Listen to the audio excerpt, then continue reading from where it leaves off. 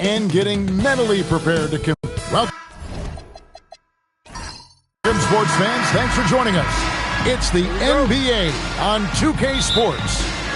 And on tap tonight, it's the Cleveland Cavaliers going up against the Minnesota Timberwolves here at their home Target Center. This is Kevin Harlan with Greg Anthony and Doris Burke. And roaming the sideline for tonight's game, our Allie LaForce. Look at Cleveland's starting group. They've got Cooper. Rudy Gobert is out there with Malcolm Brogdon. And it's Christopher in at the two-guard spot. Now here's Ellis. Benjamin, defended by Gobert. And the foul called on Bruno Fernando. That's his first foul.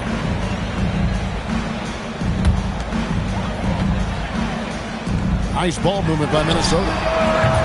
And like everyone else, GA, I'm looking forward to the big man matchup in this one. Yeah, we have a pair of the best centers in the NBA. Points in the paint will be a key number tonight. Christopher, that's good. I tell you what, it's almost like stealing to watch how he plays the game from this seat. Outside, Jones. We played just over a minute here in the first. Here's Ellis.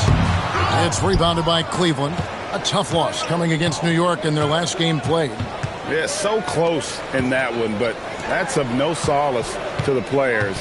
They played their hearts out. You know what? Sometimes you play a great game and lose. What you hope happens, though, is it toughens them up a bit mentally, and they figure out how to close it out next time. Pass to Lever.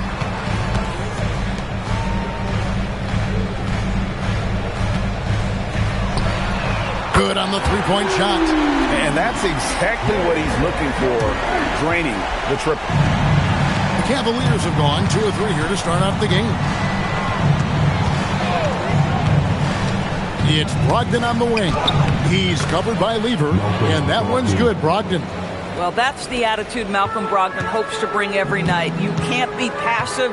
He is going to attack on the interior. Now here's Ellis. It's up a 3. Fernando pulls it in. So often the outcome of a game is dictated in the first quarter of a game. This is a tough start. Christopher the pass to Fernando. And here is Brogdon. Cooper a screen on Lever. Just 5 to shoot, and it's good for 2. Malcolm Brogdon a little bit crafty on the interior, getting that one down. Pass to Jones. From outside the arc. That one's in. His first shot this game. For a guy who's known for his perimeter shooting, that is a great look. Brogdon against Lever. Christopher. And a great assist by Brogdon as that one goes in. Christopher's got his second bucket of the night. And an eye for an eye. Both teams working to stretch the floor. Well, that three-point shot just gives you so much room to operate on the offensive end. And timeout called by Chris Finch. He's going to take a few moments here to check in with his team and regroup.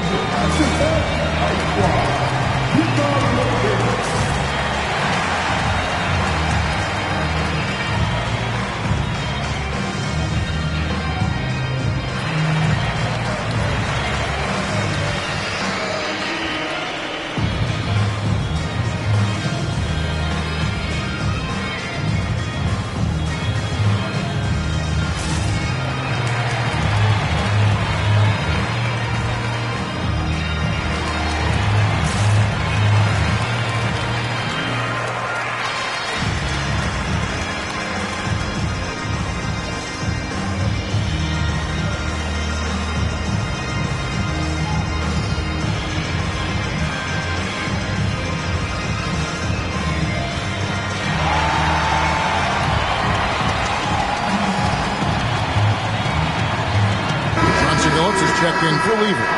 A switch here also for Cleveland. Thomas checked in for Cooper.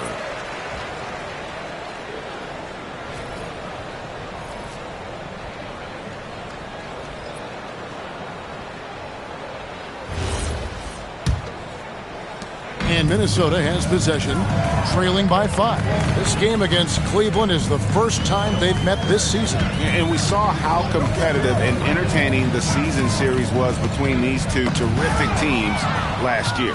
Both these teams are beneficiaries of tremendous coaching. Both have high hopes for the season. I expect to see a chess match tonight. Thomas, good. And their offense already in a flow. Some stellar shooting to jump out to this lead. Benjamin the pass to Billups.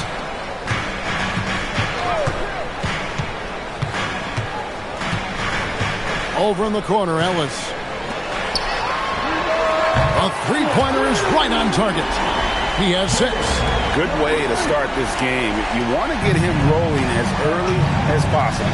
He's a guy who, if he gets hot, he can carry your offense for long stretches. Really left alone that time. Timberwolves trail by 6. Fires for 3. Gobert pulls it in. That is fantastic defense on one of the best three-point shooters in the league. Didn't give him an inch of room. A 3-ball. Up and in for the basket. Number 4. That makes him 4 for 5 now. But you can see the team is just continuing to call his number. Until the defense figures it out, it ain't going to change. Thomas against Billups.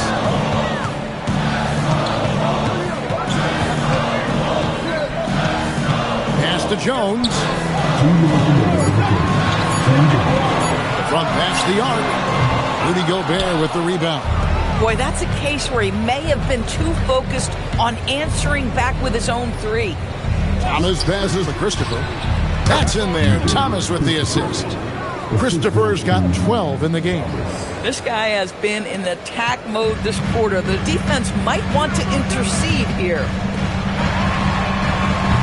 Sinks the triple. And just no excuse, guys, for leaving a shooter like him open beyond the arc. Defenders going at Colin Sexton should be mindful of his prowess in the paint, Greg. He's pretty tricky. That's right, Kevin. We tend to think of guards like Sexton as perimeter pests. But Collins a real plus when he's in close. Let him slip by you, and it's a deuce.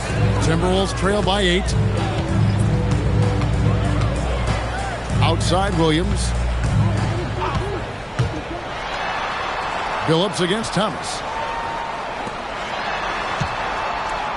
Beal taking his time here. Pass to Billups.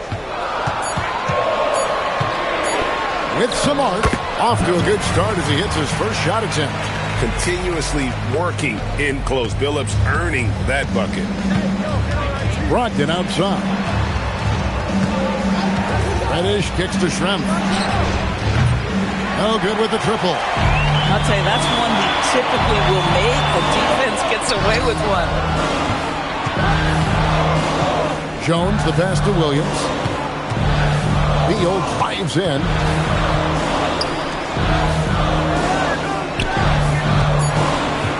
The Timberwolves need to get a shot off here. And a miss here on the triple. The Cavaliers leading by 6. Brogdon kicks to Thomas.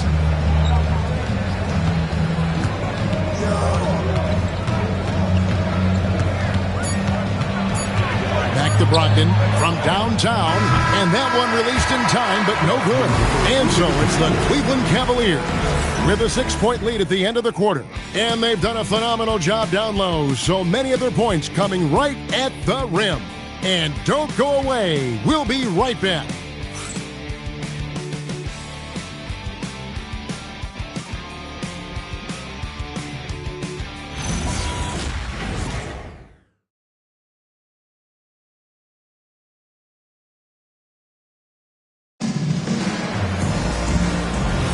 And hope you've enjoyed the broadcast so far. Halfway through the first half in this one. And a moment to look at the scoring approach in terms of where the points are coming from for the Cavaliers. So far, they've moved the ball well, leading to open, high-percentage looks. Lots of assists in this one. And they've also shown dominance in the paint so far tonight, really putting the work in down low. We've got Hot Rod Williams. Chauncey Billups out there with Tony Snell. Then it's Corey Kispert. And it's Benjamin in at the 5 spot. That's the 5 to begin the second quarter for the Timberwolves. Now here's Billups, and it's Kispert in the corner. Back to Billups. Williams passes to Snell. Timberwolves passing it around. And the foul goes on Jordan Crawford. That's his first foul. Beal's checked in for the Timberwolves. And Cleveland with a change here, too. Cooper's checked in.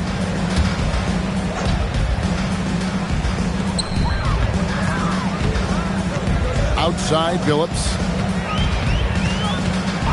Pass to Beal. Just 5 on the clock. No good on the triple. The Cavaliers leading by 6.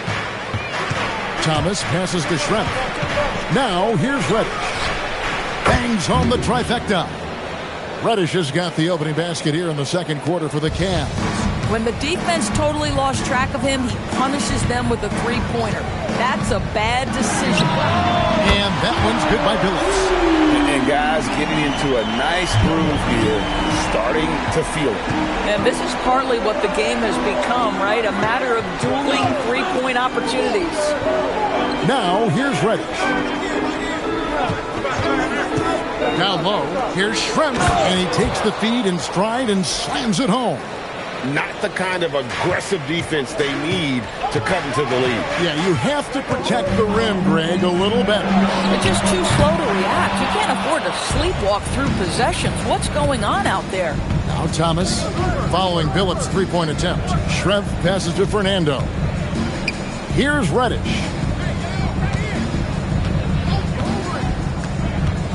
Up top, Schrempf.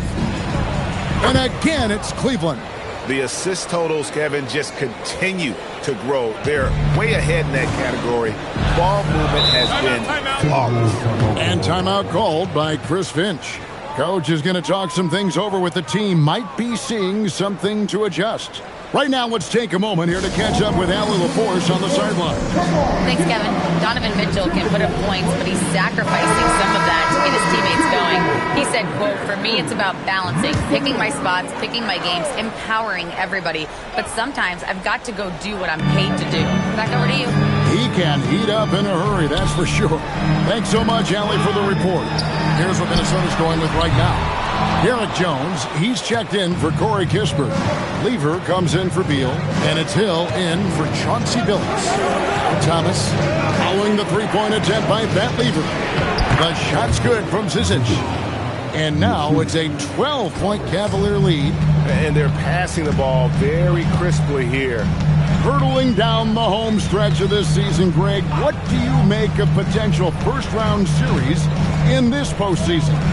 Well, there's certainly some matchups that I think plenty of fans would love to see, but we still have a bit of time for things to kind of fall into place. That's what makes this time of year so exciting.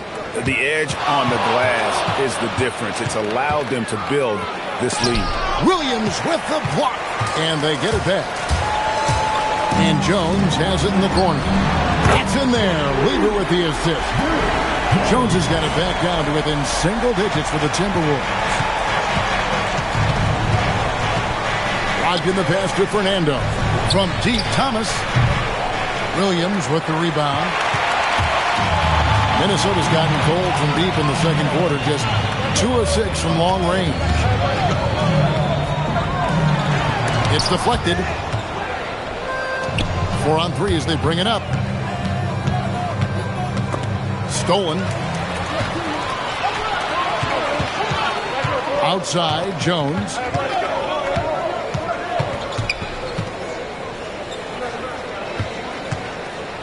Here's Benjamin. And off the front iron, and in it goes.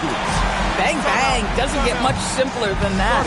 And timeout called by Kenny Atkinson. He's going to have a discussion on the sideline. And here's a look at some numbers for him. Right wing. Back to Brogdon. Cooper, the pass to Schrempf. Here's Christopher. Lets it go with a 3. It's good. Now he's shooting 6 for 7. And with the lead, I like the strategy here. Continue to get the ball to guys who can do something with it. One thing we've learned in the NBA, the game is never over. So you've got to continue to score, continue to build your lead. Boy, creating opportunities at point-blank range, this is exactly what you want. Over to the left wing. Pass to Schrempf. It's Zizic in the corner. Schrempf a screen on Jones. Here's Christopher. Another three for Cleveland. He's found his rhythm from deep, and you can see the confidence. And I think the defender knows once he gets cooking, look out. The bucket looks awfully big to him right now. Now here's Williams. Hasn't made one yet. And he didn't punish them for the weak coverage there, but they can't count on him to continue missing. Pass to Christopher. Back to Brogdon. Here's Zizic. He's covered by Brown. And it's in there. Cooper's got the lead up to 13 now for Cleveland. Slow rotation there defensively, and he gets a wide open look from mid-range. And I'll tell you, you look up at the scoreboard, that's correct. They have a big lead for a reason. And timeout called by Chris Finch. Coach needs a moment to talk things over.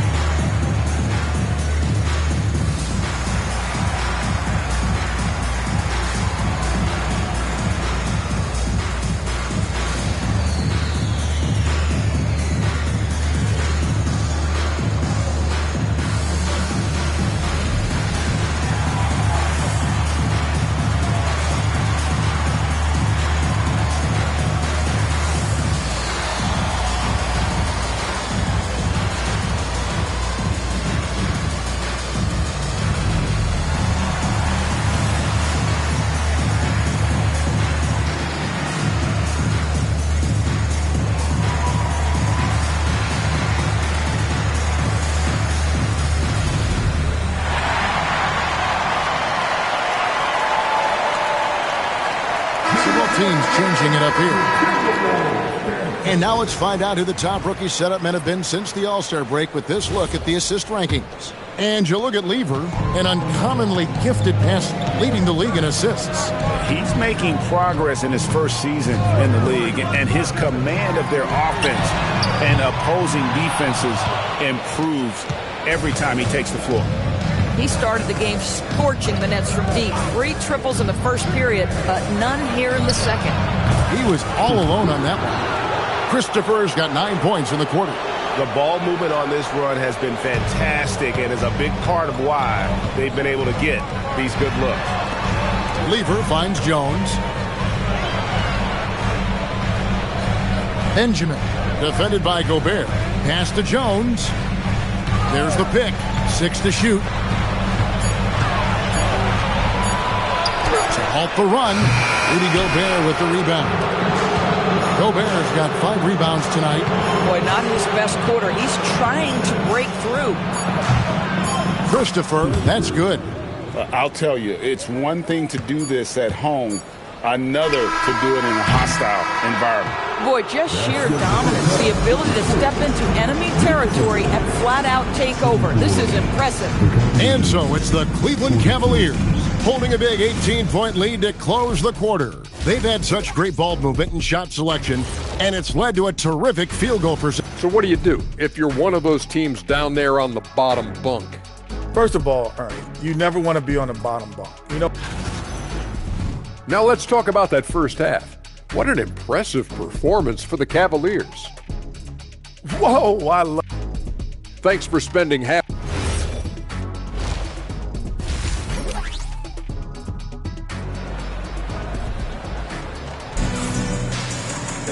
And there wasn't too much drama in the first half, but maybe things will tighten up here in the second. Timberwolves trail by 18. Checking out the group for Kenny Atkinson to start the second half. We've got Brogdon. Rudy Gobert is out there with Cooper. And it's Christopher in at the shooting guard position. Cleveland's gone 6 of 10 from three-point range, up over 50% for the ball game. Here's Fernando. Launches it. And the Cavaliers with another 3. Yeah, they're relying on their three-point shooting and getting pretty good results. Timberwolves shooting poorly, just 35% so far. Outside, Jones. Lever taking his time here. They set the pick. Off target at the rim. And a big lead for them on both the scoreboard and the backboard thus far. Bounce pass from Brogdon. Christopher, that's good. Another reason why they're up. Just taking what the defense giving him here. Some tough offensive sets. They want to turn it around. Yeah, right now you just need a bucket to get some momentum. Here's Benjamin. Gobert with the block. Stellar defense from the Frenchman. Gobert using that length to his advantage. Here's Christopher. Off target from outside. And so it's Jones. He'll bring it up for the Timberwolves. Lever. He can't get that one to fall. Good D by Brogdon. Not a terrific start here in the second half. 4 attempts, nothing to show for it. Here's the screen. Here's Christopher. 3-pointers off the mark. The Timberwolves have gone 0 of 4 from the field in the second half. Yet to find the mark. Lever, the pass to Jones. Shot from the top of the key. That's in for his 5th field goal of the game. Makes him 5 for 12 so far. Boy, that was a much-needed bucket in the second half. They're now 1 for 5. And timeout call by Kenny Atkinson. He's ready to talk things through with them.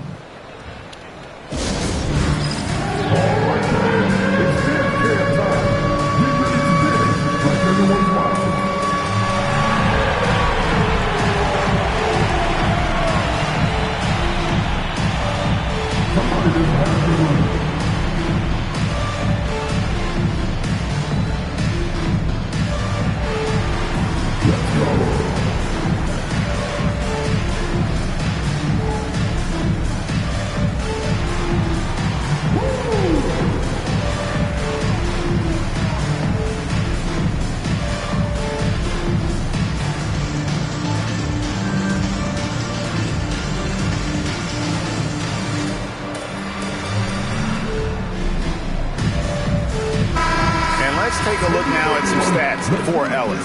How the second half of the season has shaped up for him. He's averaging 3 points a game, 7 assists, and 3 rebounds. You know, you look at the numbers and you think that this is great, but we know that he's capable of even bigger production. You know, the numbers look okay, but the eye test tells us unequivocally he is capable of more. That is the sign of a star right there. It's time to send it over now to our reporter, Allie LaForce. Hey guys, the Timberwolves coach Chris Finch said, we're a team based on movement, cutting, and fluidity.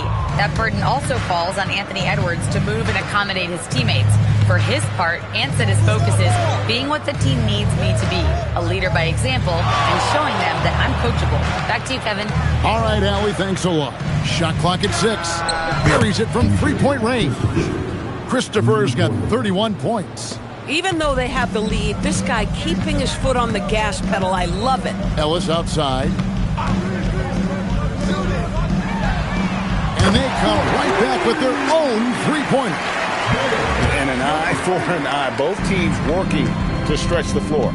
Well, that 3-point shot just gives you so much room to operate on the offensive end. Gobert with a screen on Lever. Brogdon finds Gobert, and he gets the basket. Officials blowing the whistle, so a chance at the line for one more. Flexing through. Gobert can become a problem in this league. And he's got his first chance at the line here. And the Timberwolves making a change here. Phillips is checked in. And a switch here also for Cleveland. Isaiah Thomas is checked in for Cooper.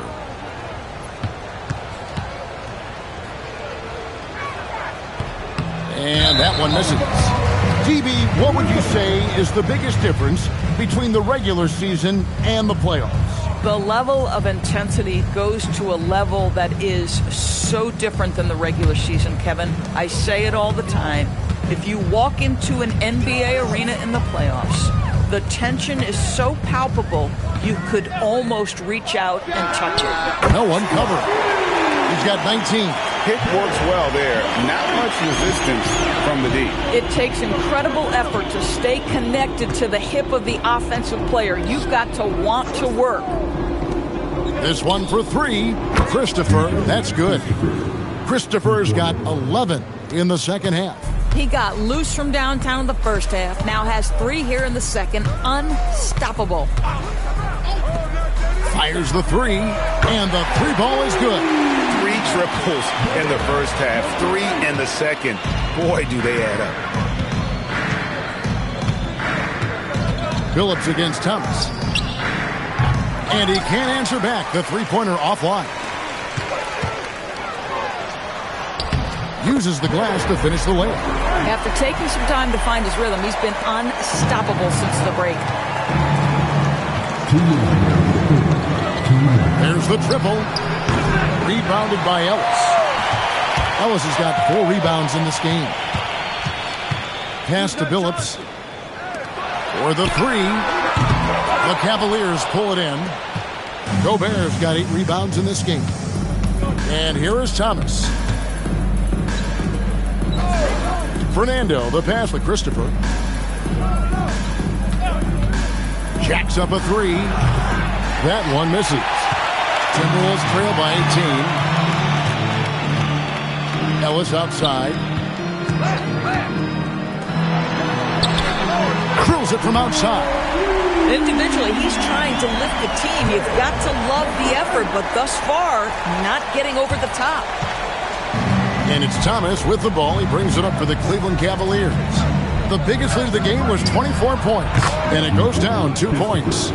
Christopher's got 13 points now in the quarter. Boy, this guy has been absolutely outstanding this quarter. You love what he's doing out there right now. Fernando pulls it in. The Cavaliers leading by 17. Christopher, no good.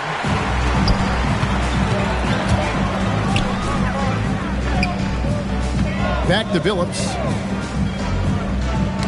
Knocks it loose. Ellis with it.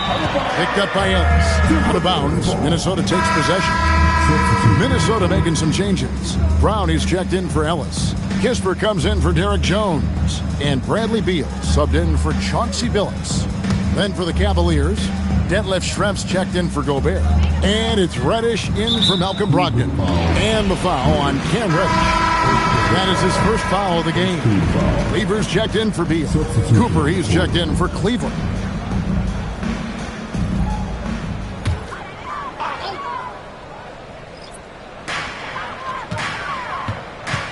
Kispert finds Lever. Brown outside. He's guarded by Cooper. 5 on the clock. Back to Brown. It's rebounded by Cleveland. And when you are as good a shooter as he is, you have to have the confidence to take that shot. Might not always fall. And for most guys, I think you only want to take that shot if you've hit a few in a row. That is absolutely a heat check. And let's take now this moment to bring up our State Farm assist of the game. And the definition of teamwork right there, guys. I mean, what great communication between them, and what a beautiful feat. Nothing better than chemistry, right? Working together to create a bucket. And 1 quarter to go in a game that to this point has not been an evenly fought contest. Williams is out there with Jones. Then there's Bradley Beal. Then there's Brown. And it's Lever in at the 1. So that's the lineup for Minnesota. And it's Cooper missing. Rare you'll see him miss such an open look. Jones, the pass to Lever. Now here's Beal. No one near him.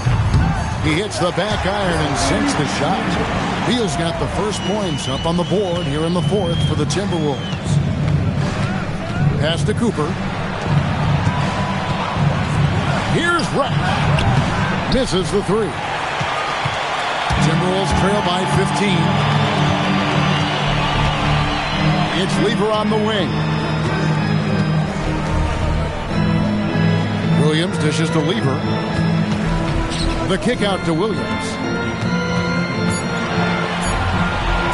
unloads, and it's Zizic with the rebound. And the way he was able to reach out towards that release had an impact. Well, no question. He altered that shot, and most of the time, that's just as good as blocking it. Pass to Lever. Back to Jones. Nice ball movement by Minnesota. Williams sets a screen for Beal. That doesn't go either for Beal. The Cavaliers leading by 15.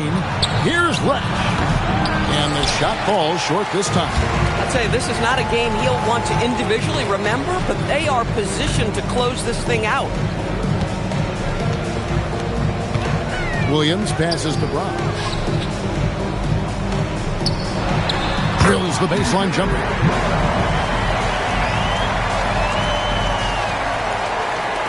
And here are the Cavaliers now, looking to get on the board here in the fourth still. And Kenny Atkinson calls timeout here.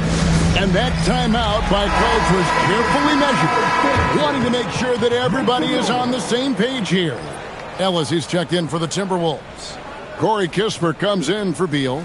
Then for the Cavaliers, Gobert comes in for Ante Zizic. And O'Neal subbed in for Detlef Schrempf. And now let's swing it over to Allie LaForce on the sideline. Hey guys, well during that last break I heard Kenny Atkinson as he talked with his team. He said this is who we are. This is the pace. Don't let up. He said it doesn't matter if they go on a run. What matters is how we respond. They plan to respond with a fury, guys. Okay, Allie, thank you. Listen, let's not put it lightly. This guy has really struggled here. Now, here's Kispert. He's guarded by Cooper. Jones next for two. The rebound by Cooper. +8 in the rebound differential. One more reason why they're in control. And it's out of bounds. They say it was last touched by Lever. And gets a finger on it, but just can't quite come up with the steal. But a really good read on his part, being disruptive at the defensive end right now.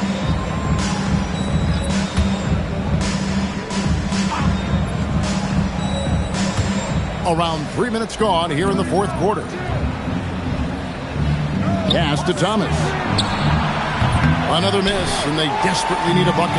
Timberwolves trail by 13. They could use a big shot here to get this offense going. Too many empty possessions. Right now, they need a basket. Launches a three, sinks the three-pointer. 30 points in the game. I'll tell you, they're leaning hard on this guy, but he's going to need some help here. For three, good on the triple. And the Cavaliers lead by 13. And certainly they are not hesitating, letting it fly from deep here in the second half. Takes the three, and the Timberwolves hit again from deep. And until he cools off, I'd keep the ball in his hand.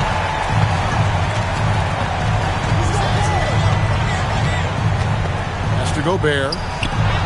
That one falls, coming off of Thomas's feet. Thomas got assist number 5 here tonight. Look at the determination.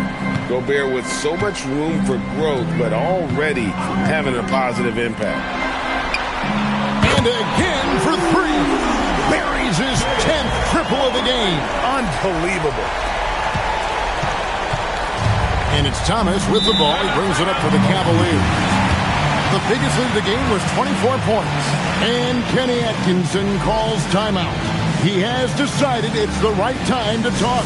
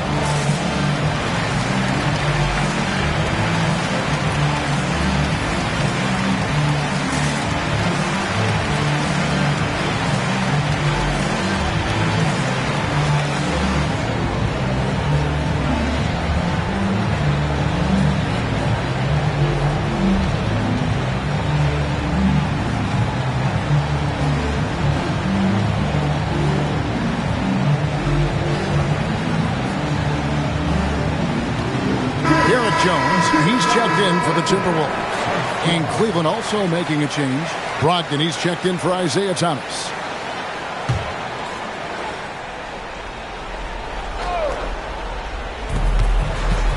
They've only given up 5 points here in the fourth quarter. Here's Gobert. A floater. The shot is off. Jones looking for an opening.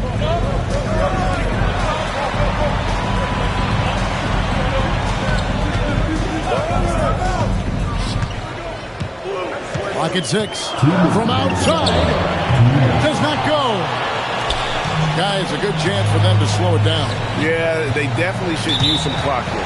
And it's out of bounds. The Cavaliers able to retain possession here.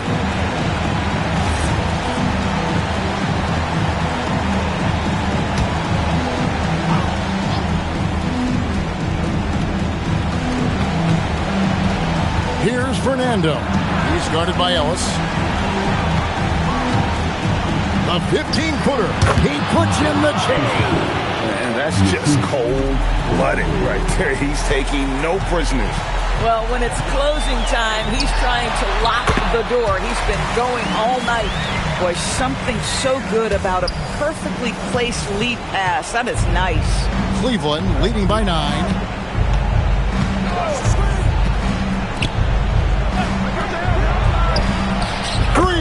Good.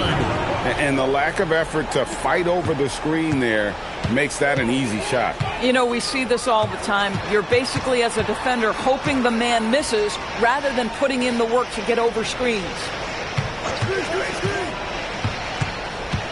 Lever against Brogdon. Shot clock at 5. Puts the move on. Wide open. And the shot will go down. And you can appreciate the fight now, but it isn't how they came into the game. No doubt. It felt like they were a little tight for much of the evening. Now they're in a better flow, but it may be too little too late. Guys, I think this is a game they have to feel good about as we wind through the final moments here in what looks to be a solid win for Cleveland.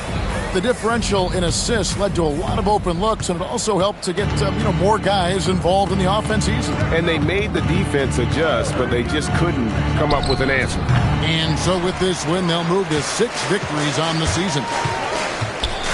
Picked off in midair. Just 1 second between the shot clock and game clock. Releases. Connects with the chain. Malcolm Brogdon has been rock solid since he won the Rookie of the Year award. This guy's capable as a scorer, and what a pretty pass there.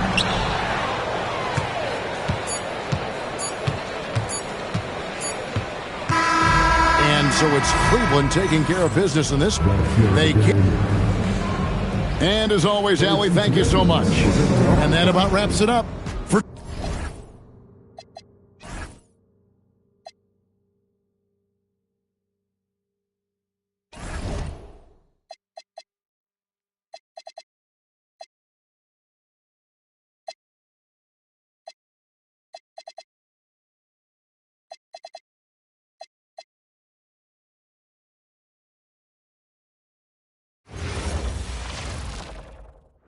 It's a very special day on the couch. This game could be like a tennis match, Grant.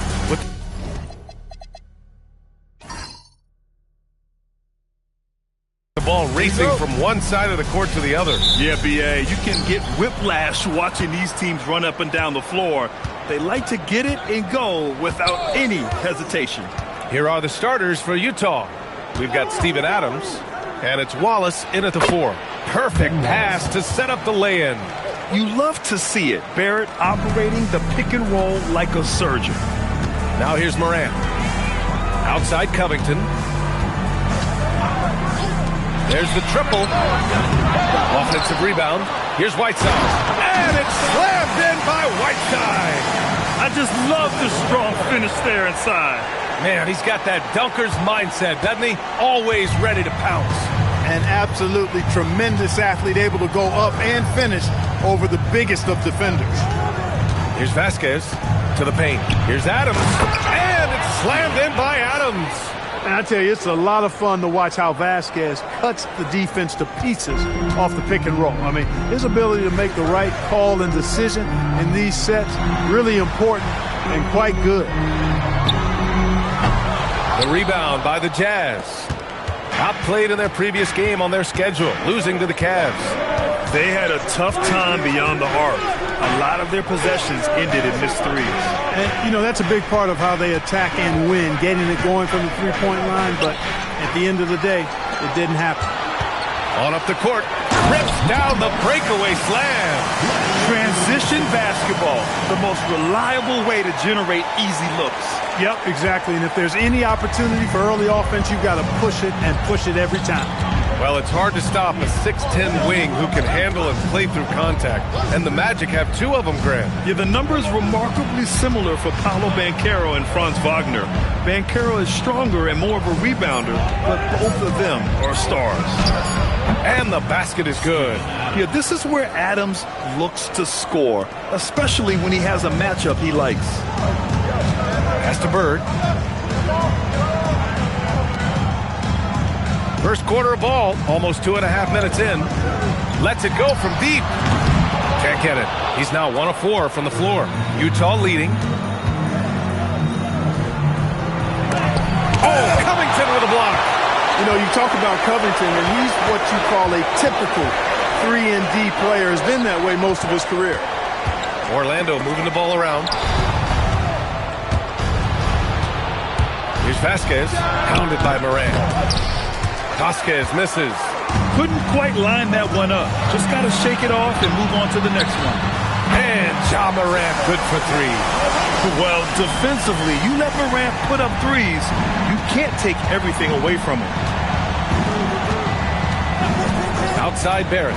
Launches it from deep. An absolute bomb from three-point range.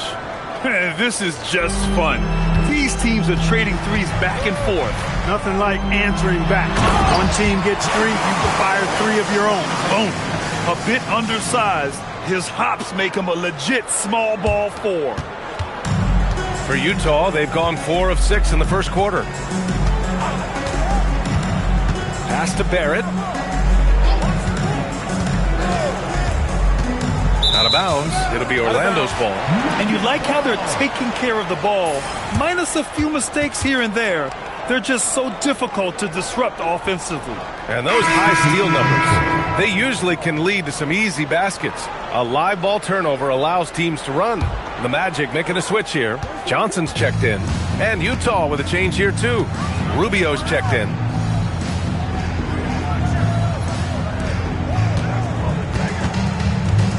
There's a screen by Whiteside. No good on the 3. He has not been at his most efficient this quarter. Barrett into the lane. Orlando grabs the miss. A tough loss coming against the Lakers in their last game played. On the road, they got owned defensively.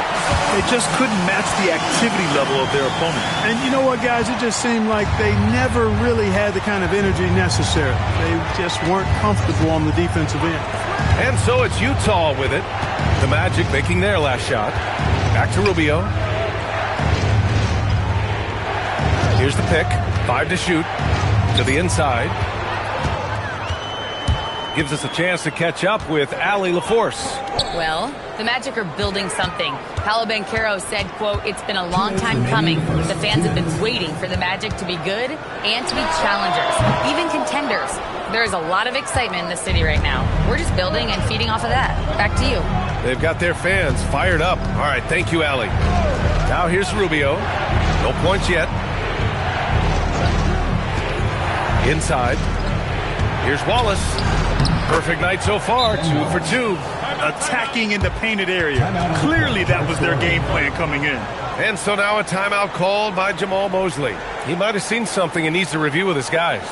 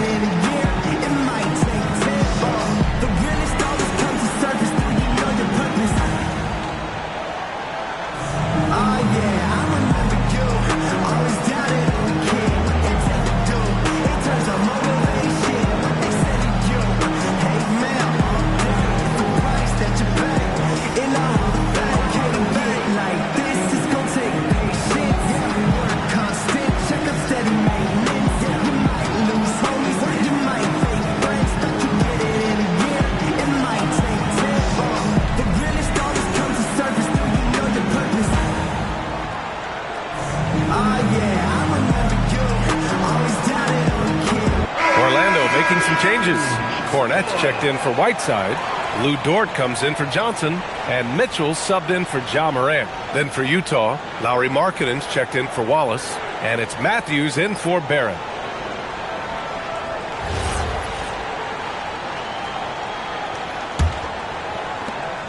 A minute 35 left in the first quarter. Mitchell, the pass to Dort.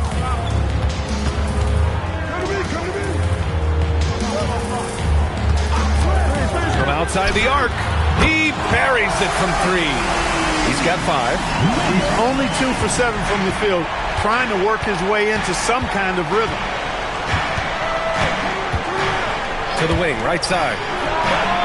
And it's good. Off the back of the rim and in.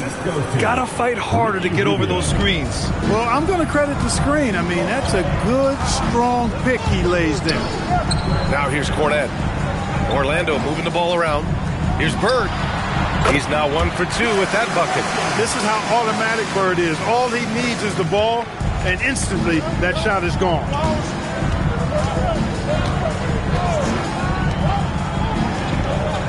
Adams a screen. Back to Rubio.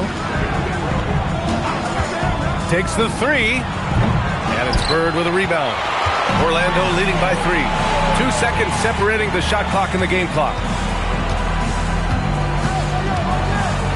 Now here's Mitchell. No points so far.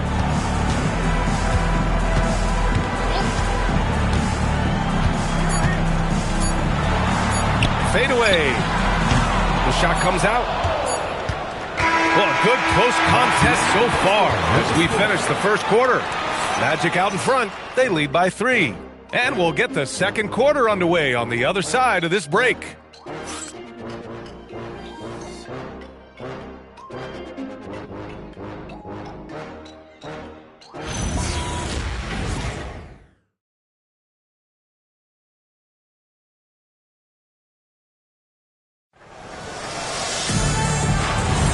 And this has been a fairly close game through the first quarter.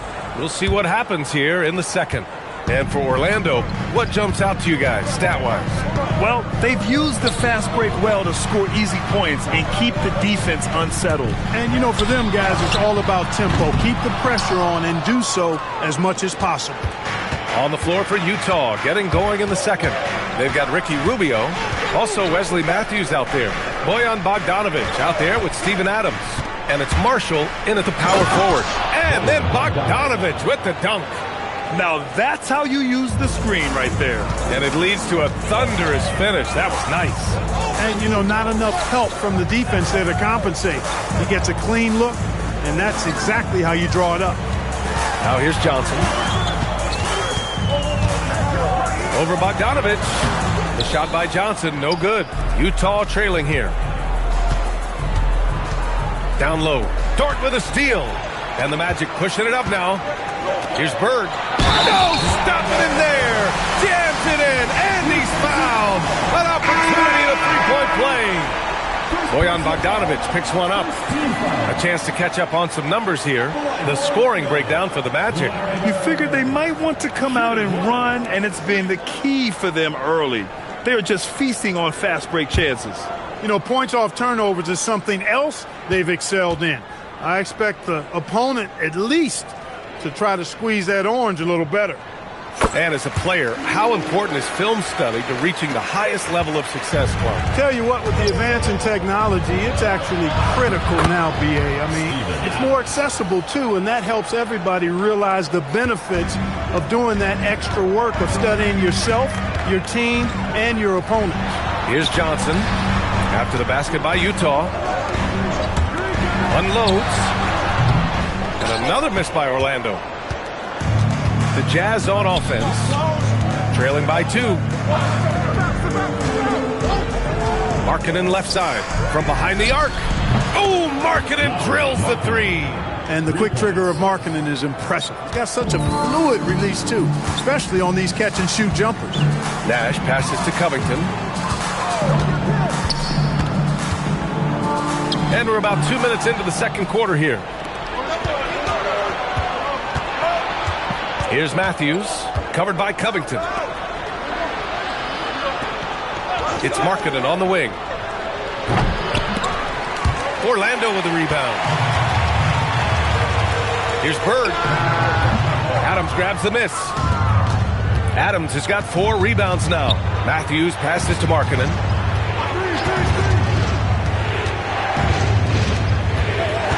Adams a screen. Markkanen finds Adams. Ooh, and Adams, strong finish. You want to stop Adams when he rolls, but honestly, Steven is such a force. Sometimes you can't stop him. And so now a timeout called by Jamal Mosley. Coach probably just checking to make sure everybody's on the same page here.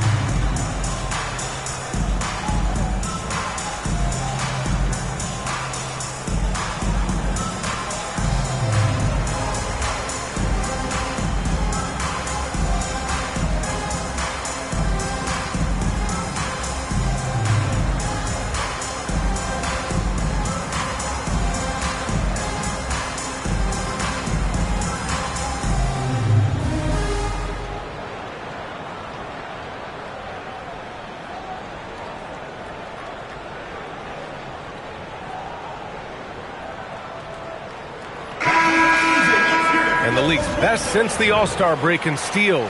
The Magic third. As the season goes on, their defenders have only gotten more confidence, eagerly attacking the ball handlers and being as disruptive as possible.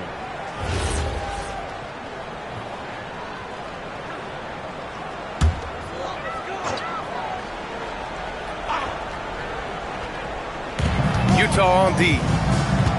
In the second quarter, they've given up just 3 points. Drains the triple. Give him 8 points now.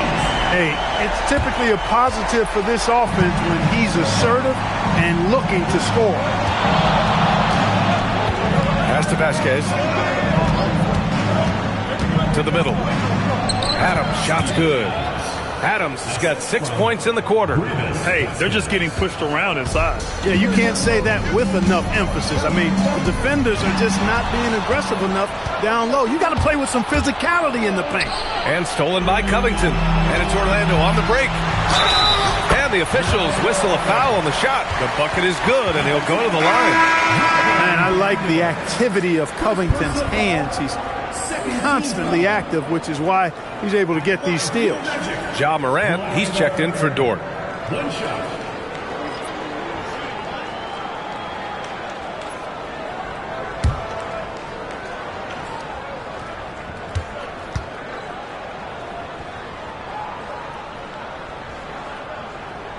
You know, part of what makes Bird exceptional is his all-around talent. I mean, he gets it done on both ends of the floor, and that's how you end up being an MVP in the league. Here's Vasquez. No made baskets yet. Knocks it down from distance. Well, plenty of give and take so far. Yeah, 6 lead changes already. Both teams came to play. Pass to Bielitsa. Here's Bird. And a great assist by Morant as that one goes. Bird's got 10 points. The way Morant sets up his teammates is as good as any guard in this league. It's Markkanen on the wing. Here's Vasquez. Turner, a screen on Morant. Connects from downtown. Vasquez has gotten himself on the board with a 3 there. A lackluster effort on defense gave him the look he wanted. Down low. Oh, stolen by Turner. Pass break, Utah. Who poked away. So it'll be 2 free throws. He was fouled in the act of shooting.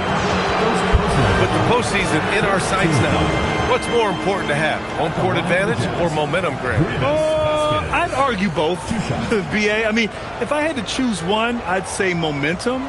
just because you want to be peaking at the right time heading into the playoffs.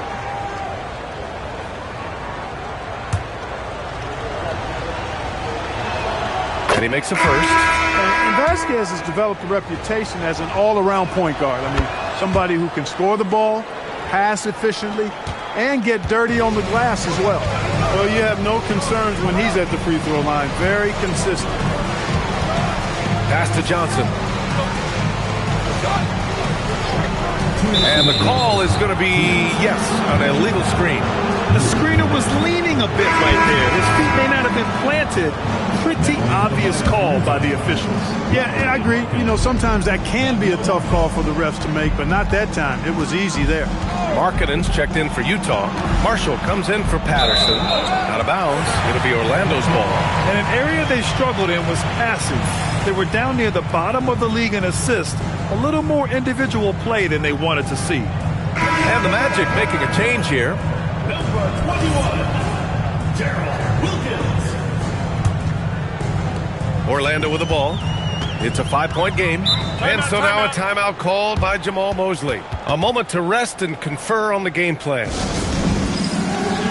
Finney Smith checked in for Orlando. Into the lineup, your Magic. Number 10. There's a minute 47 left to play in the second quarter. Outside Morant. Covington passes to Finney Smith. Orlando moving the ball around. Vasquez grabs a miss. Not his best night and not the team's best night. Sometimes it just goes that way. And that one's good. Markkanen. Impressive awareness from Markkanen. I mean, down on the block there, really good job of using his height to get his shots off. Now here's Morant. Outside Finney Smith. Pass to Morant. Will it go? And Morant laces the triple. They're making a few more threes this quarter, trying to cut into that deficit. Outside Barrett. There's the three. And the three-pointer goes. Barrett's got his third bucket of the night. I love the back and forth. Barrett, I mean, he enjoys this kind of competition. Pass to Morant. There's 39 seconds left in the first half. Back to Finney Smith. Shot clock at 6. Orlando needs to get off a shot here. Tried to answer back, but that three is off the mark. And so Markkanen will bring it up for the Utah Jazz. 16 seconds left in the first half. Now here's Barrett. He's marked by Finney Smith. Rips it home off a terrific move. Sends it home with some passion. I think he's rubbing it in a little bit here, hanging up there like that. Guys, they're not backing off at all, are they? He can't get that one to fall. And so it's Utah. They have a nice 9-point cushion at the end of the quarter, getting lots of great looks, shooting it well. That's why they're up. We'll be back in a moment.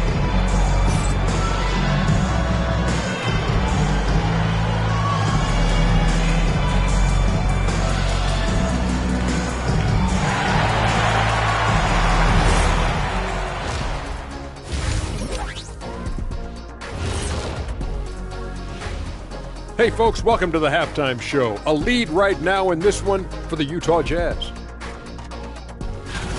When you play the right way and you're patient, you usually come out on top. Yeah, you love a team that will work, sometimes deep into the clock for their shots. Man, that's great. Let's talk now about our featured game. It's been a battle of the wings thus far. You got a game within a game. These two guys are trading blows, raising elbows, trading bows, making me wish I was out there right now. That I would like to see. Shaq serving up elbow Sammys. With extra mayonnaise. And that'll do it for us. Thanks for stopping by. We'll head back down to Brian Anderson and crew for the start of the third quarter.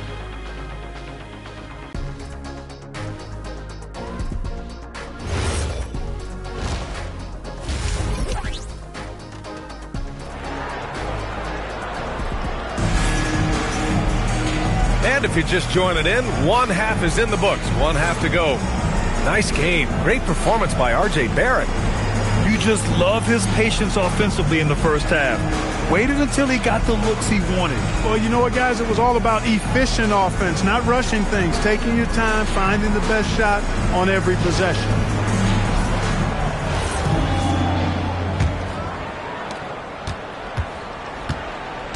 They've got Robert Covington.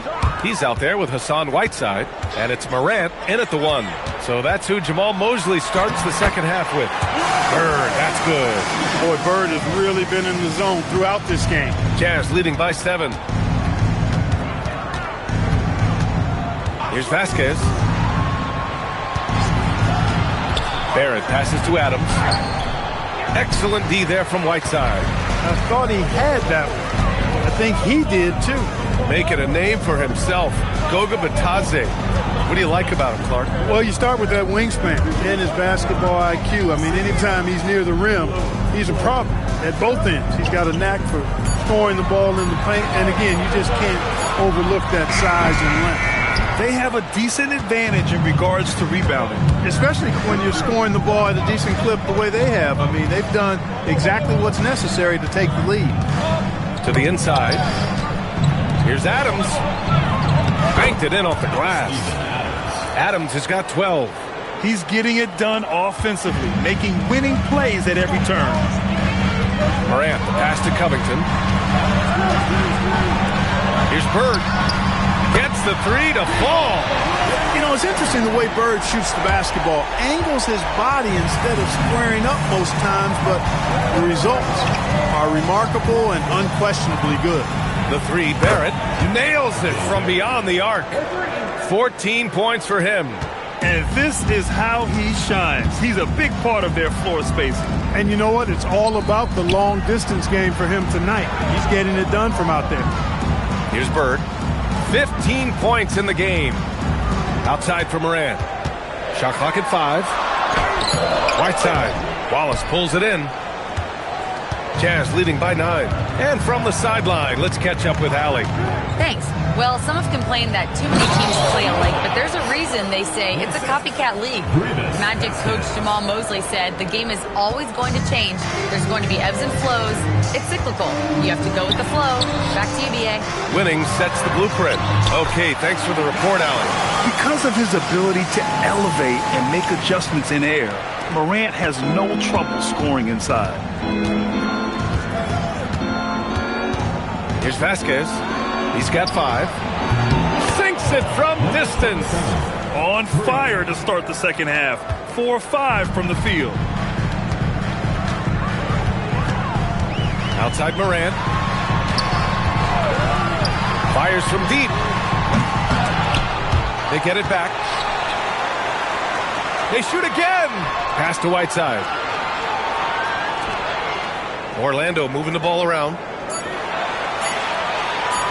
For 3, Covington. Utah grabs the miss.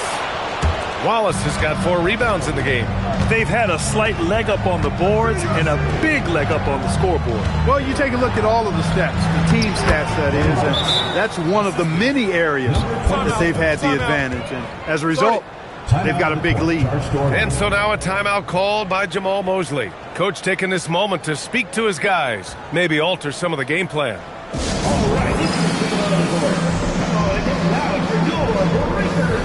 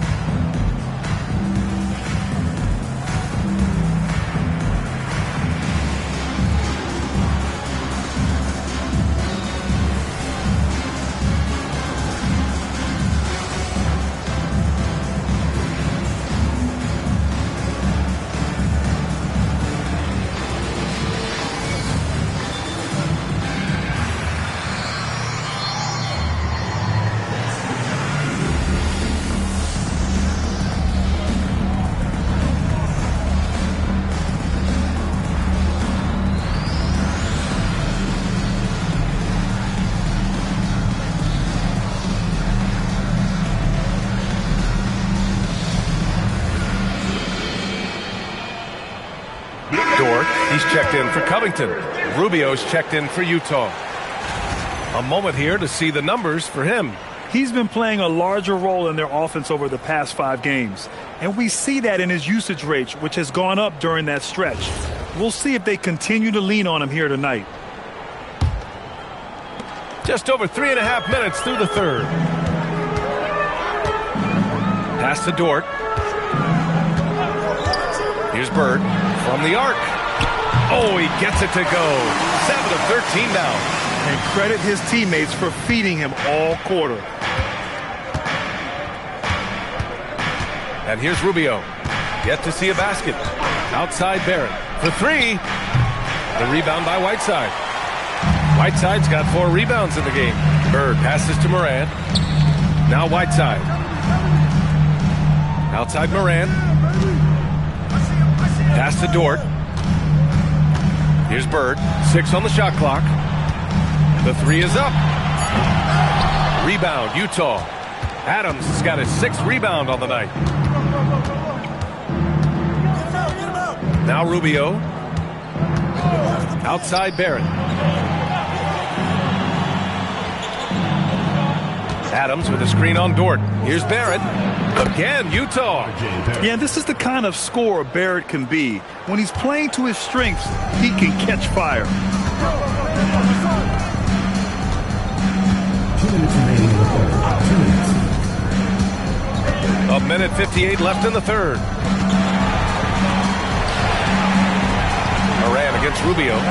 He shoots it. And it's Morant missing. Utah leading by 13. Outside Rubio. Pass to Barrett. That's in there. Rubio with the assist. Barrett's got 7 points here in the quarter. You gotta like the quick decision making from Barrett. Not even hesitating at all off the catch. Here's Bird. Lets it go. And another miss by Orlando.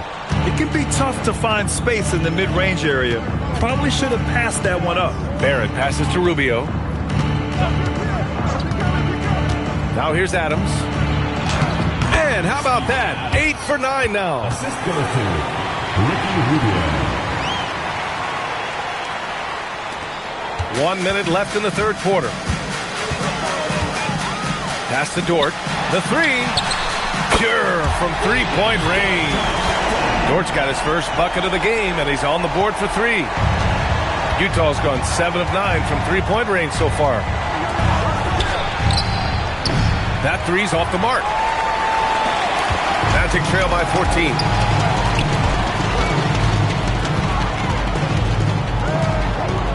From the baseline. And he nails the jumper. 10 points for him. Coach is loving the ball movement. 30 seconds left in the third. Rubio looking around. To the paint. Here's Wallace. Powered down after the assist. Led him to the lane. Woo! Defensively, you can't afford to let him get to the rim that easily. Well, that might be why their deficit is what it is right now. You know, you look at it, the communication is lacking, as is the trust. They can ill afford those types of breakdowns. It won't work. You can't win with those kind of breakdowns. And here at the end of the third, it's a double-digit ball game. Utah ahead, leading by 14. And time for a short break. Stay right there. The fourth quarter is coming up next.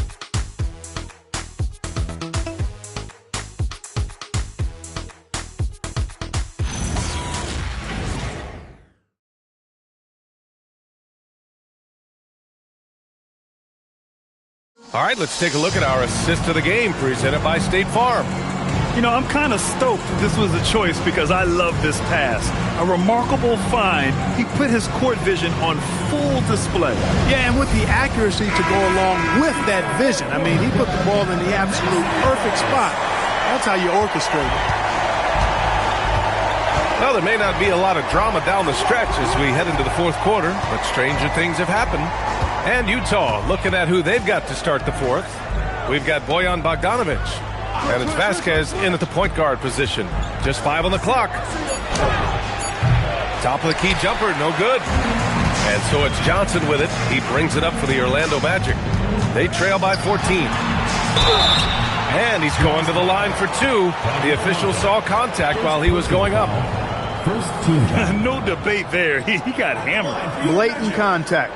Straightforward call. Simple. And a look at how the offensive approach has been going so far for the Jazz. Well, you know, they've been tremendous, I think, when it comes to sharing the basketball. You know, getting guys involved on the plays and creating offensive opportunities for everybody. Equal opportunity offense is fun to watch. There's something else they're doing in this game is striking from long range. The defense just hasn't been able to keep them off the arc tonight. Matthews, he's checked in for Utah.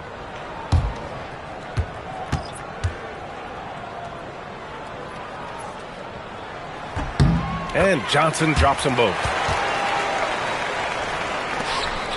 Jazz leading by 12. Here's Vasquez.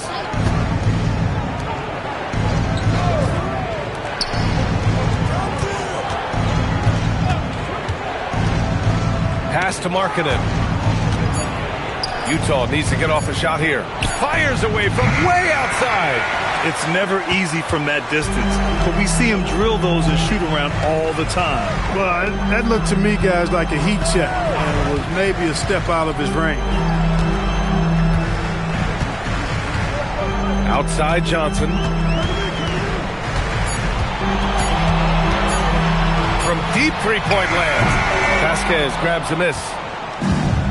Utah's gone 7 of 11 from outside the arc. Nice percentage from distance so far. Count it. Their interior D continues to look shaky. Not a good matchup for them right now. I'd agree with you, and I don't think they expected this one to be a game where they would get battered inside like they had. Knocks down the triple. Johnson's got 5 points now this quarter. Good vision that time from Covington. Seems to have a nice knack for making the right pass at the right time.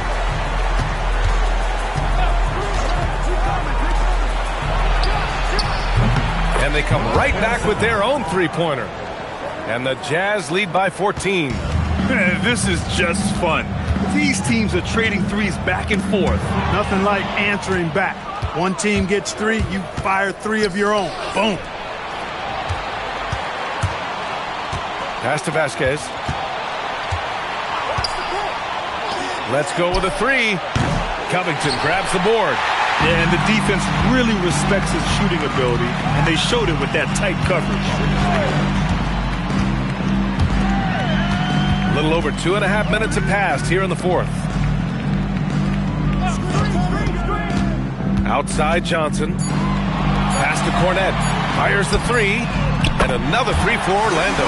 And their perimeter shooting numbers have been up since the start of the second half. And their lasers are starting to do their thing. I mean, that's going to be the ticket for them the rest of the way. And we've got a timeout called by Will Hardy. No doubt he's going to utilize the opportunity to make sure they're all on the same page here.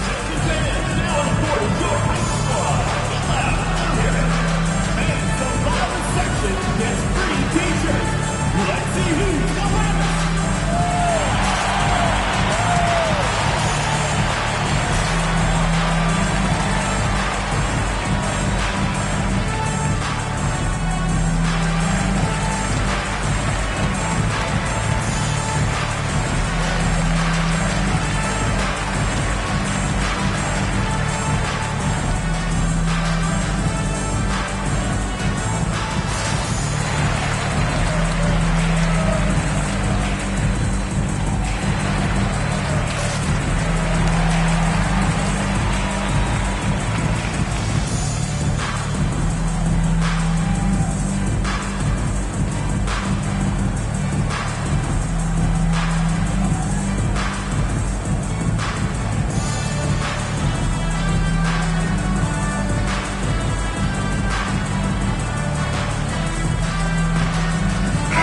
Look here for Utah. Steven Adams checked in for Lauri Markkanen. Wallace comes in for Bogdanovich. And it's R.J. Barrett in for Matthews. Time now to hear from our reporter, Allie LaForce.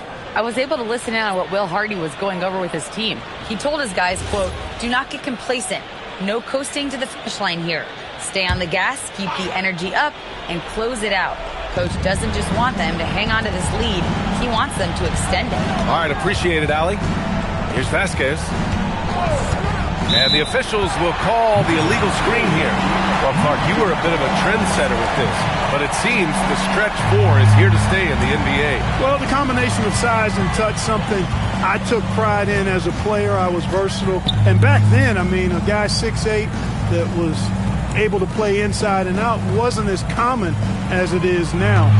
Teams want a lot of floor spacing, and they want as many players out there that can space the floor, including the big guys.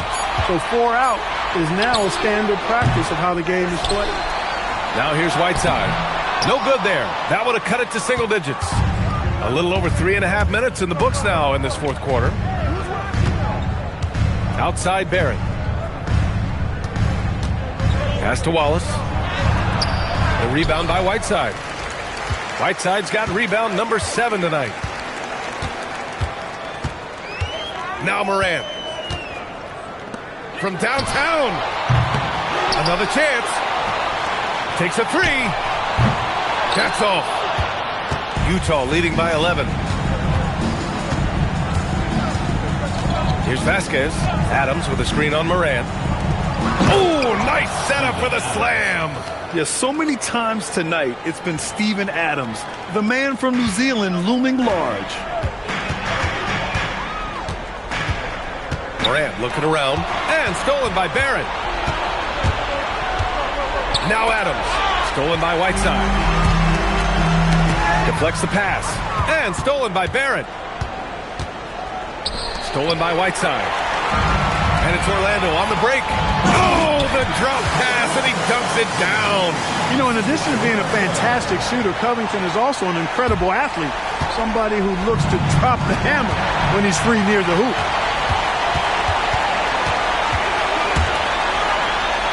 Knocked away.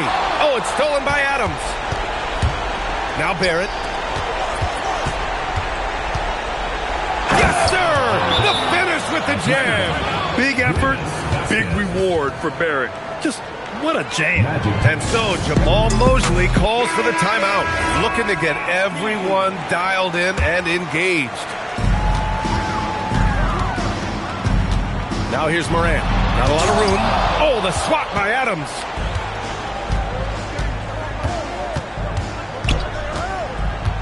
Here's Barrett. Oh, the slam off a fantastic lead pass. What a play. And the distance between the point totals for these teams tells the whole story. Just a fantastic effort, and you have to give it up for the Jazz. Loved how much they moved the ball out there tonight. Yeah, no one got left out. This was a real team effort. And this one concludes with their second victory of the year. And even the opposing fans can't deny this was a sensational game for Steven Adams. He played big all night, relentless on the glass, just helping his team in the possession battle. So it's Utah now, after the basket by Orlando. 4 on the clock, steps back. Yes, sir! Banking in the layup. Stepping up and nailing an important shot to put this away. And, you know, this run shows what kind of attitude this team has. I mean, the win is there. Go get it. Now here's Covington. There's 31 seconds left to play in the fourth quarter. Bird would not be denied there. Great intensity to play through the foul. Second team foul. At the line for 2, Larry Bird. And the first one at the line is good.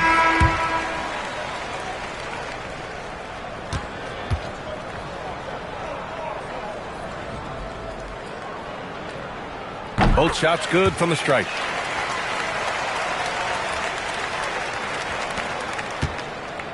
Grant, wouldn't be a bad idea here to slow it down. Yeah, the coach is definitely looking for patience and execution. There's a 4-second difference from the shot clock and the game clock. Turner fires. And again, another assist. That makes 15 assists. He has been one step ahead of the defense all game long.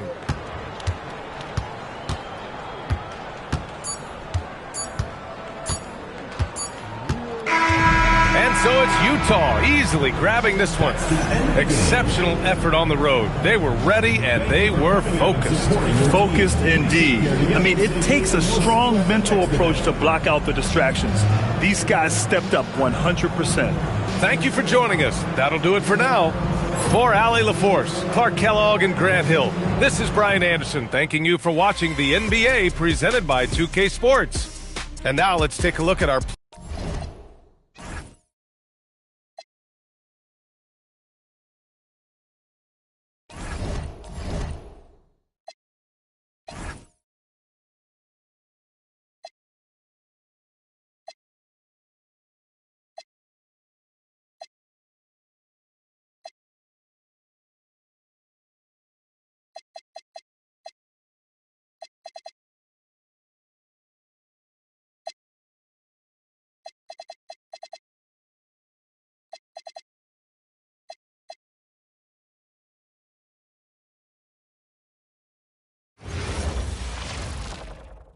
Welcome to 2K Sports.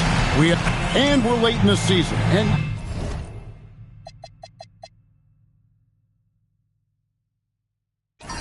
coach, both of these teams battling for playoff position. So, does that change your approach at this stage? Well, no doubt. Obviously, you want to win the game, but you've got to consider your overall postseason situation, potential matchups, injuries, etc. You might need this win, but if not, then you need to consider just how much to push. The starters for the Utah Jazz. They've got R.J. Barrett. Steven Adams is out there with Wallace. And it's Vasquez. And here's Robertson to the paint. Left side Kidd. Down to 5 on the shot clock. On the wing, Barnes. That 3 off the mark. Inside. It's stolen. It's stolen by Barrett. Jazz passing it around. Here's Adams, and it's blocked. And it's going to be out of bounds. The Jazz will retain possession. And that kind of stifling effort on defense needs another look. And an early swat like that can really set the tone. Now the shooters will be feeling his presence.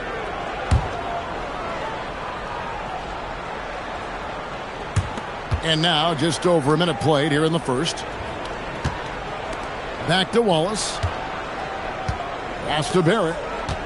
5 to shoot over Barnes. And Barrett the bucket on the assist by Wallace. Barrett's got the first points up on the board here for the Jazz. Kidd passes to Robertson. Outside Kidd. Here's Abdur-Rahim. Los Angeles with another miss. And close to making the defense pay for the lax coverage that time. An efficient score. Kobe White effective with or Greg without the ball in his hands. And that's a rare quality. A guard who can break you down off the bounce, but also willing to give it up and then zip to an open spot. It just makes him so difficult to defend. Here's Abdur-Rahim following the bucket by the Jazz. Three-pointer, Kidd. The rebound by Steven Adams. Well, I believe that's now 4 straight misses to start the game. Talk about stumbling out of the block. Wallace the screen. Lets it go from deep. It's hauled in by Los Angeles. Well, it helps when your opponent makes that many mistakes. I thought that was the story of the game. Yeah, you got to think Coach will show this one as an example of what not to do. You got to take care of the ball. Yeah, slow start right now. 5 straight misses to get this one going.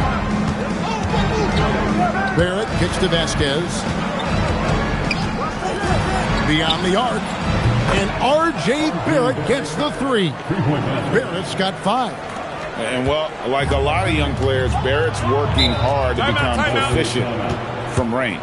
And Tyronn Lue wants a timeout. This now will give him a chance to discuss some potential changes.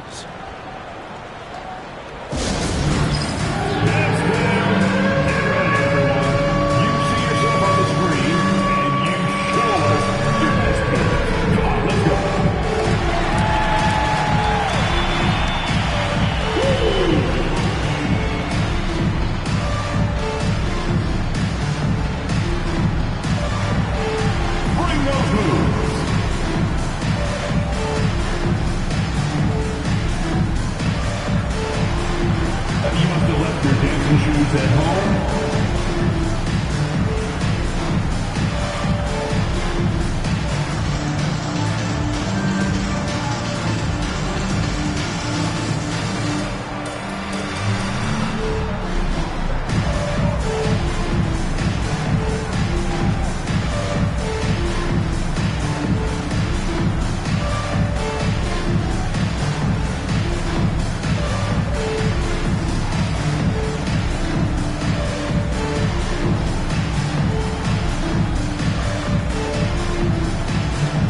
Davis is checked in for Andre Robertson.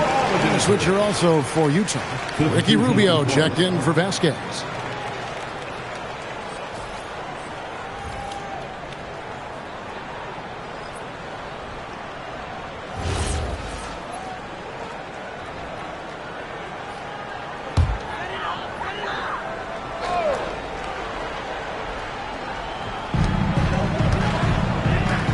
Barnes kicks to Kidd. Back to Barnes. Outside Kidd. 6 on the shot clock. Pass to Davis. And they get it. And that one, good. And that ends the struggle. You can feel the tensions in the building with each miss. Yeah, and sometimes that's just how it goes. But also, we got to give credit to the defense. They're not making it easy out there. Utah with the ball after the basket by Los Angeles. Adams with the screen on Barnes. Here's Barrett, and Utah again with the bucket. Making plays in traffic. This is where Barrett's most effective. Pass to Davis. Back to Kidd. Good ball movement here by the Clippers.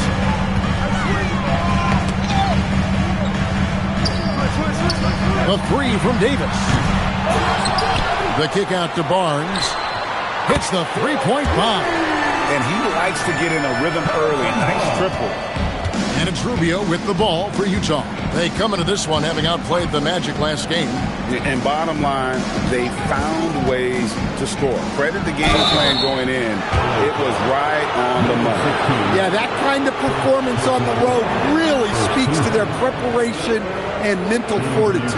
The Jazz shooting their first shots from the stripe in this game. Not a strong suit for this group, just around 71%.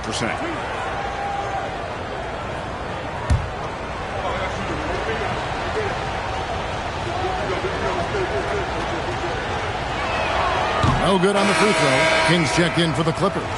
Lauri Markkanen's checked in for the Jazz.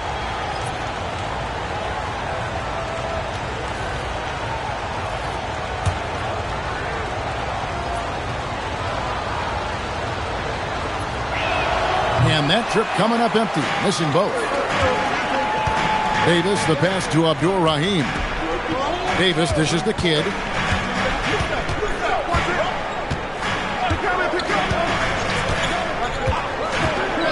Six to shoot. Over to the wing. A fadeaway. Rubio with the rebound.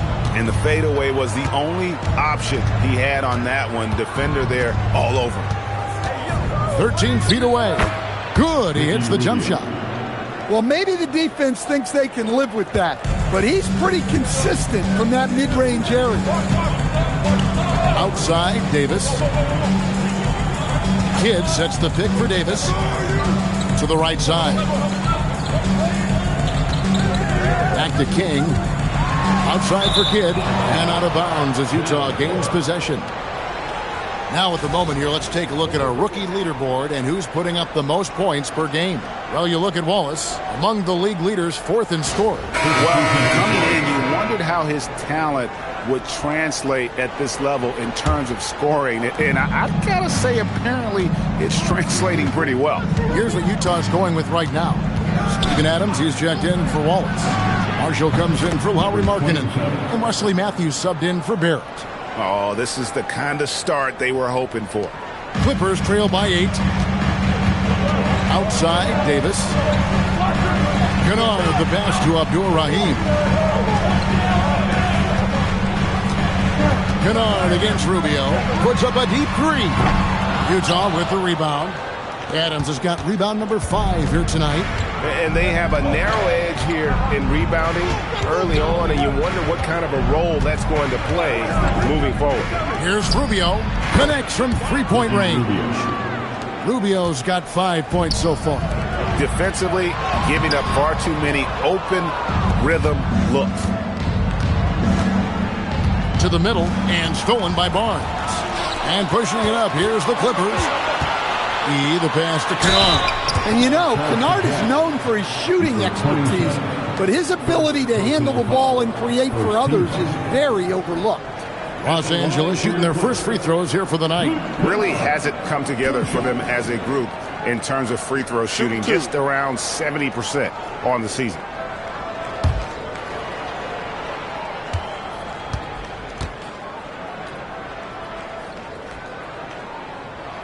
First free throw is good. Both teams will make substitutions.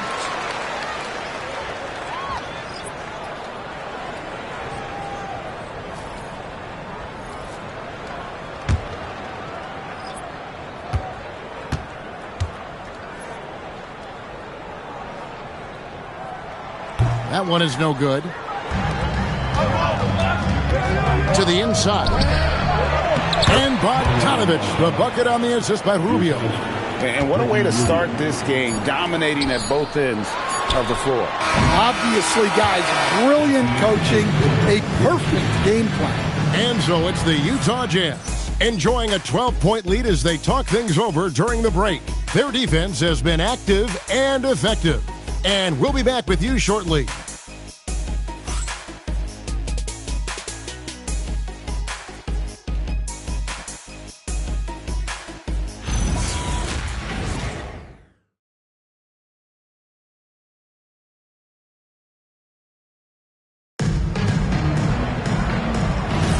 And if you're just tuning in, we've got a wide margin on the scoreboard, but plenty of time left for a comeback.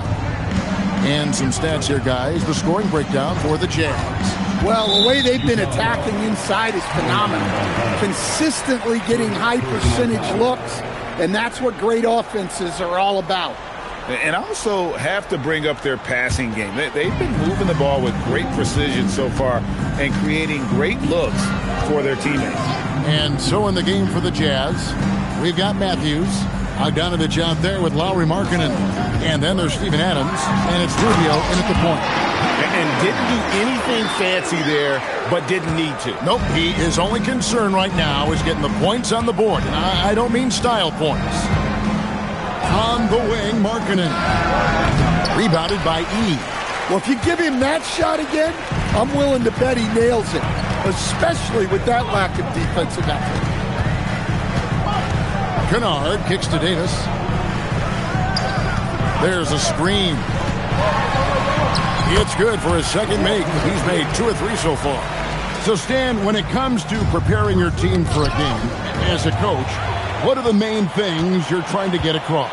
Well, look, Kevin, I think the main things is you've got to decide what the main things are. And when you've got maybe an hour to prepare a team for a game, they're not going to be able to go through everything you would like them to know. But you got to decide. You got to prioritize. These are the 2 or 3 things we've got to get done tonight, and you've got to have a clear understanding of those. And so the timeout by Will Hardy here.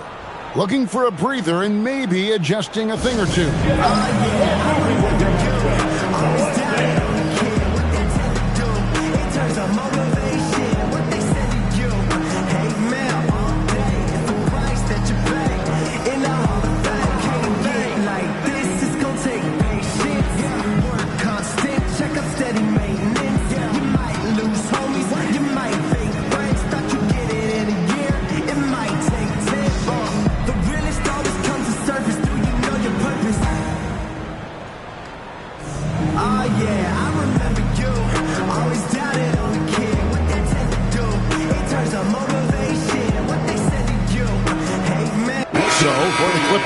Allen's checked in for Rollins.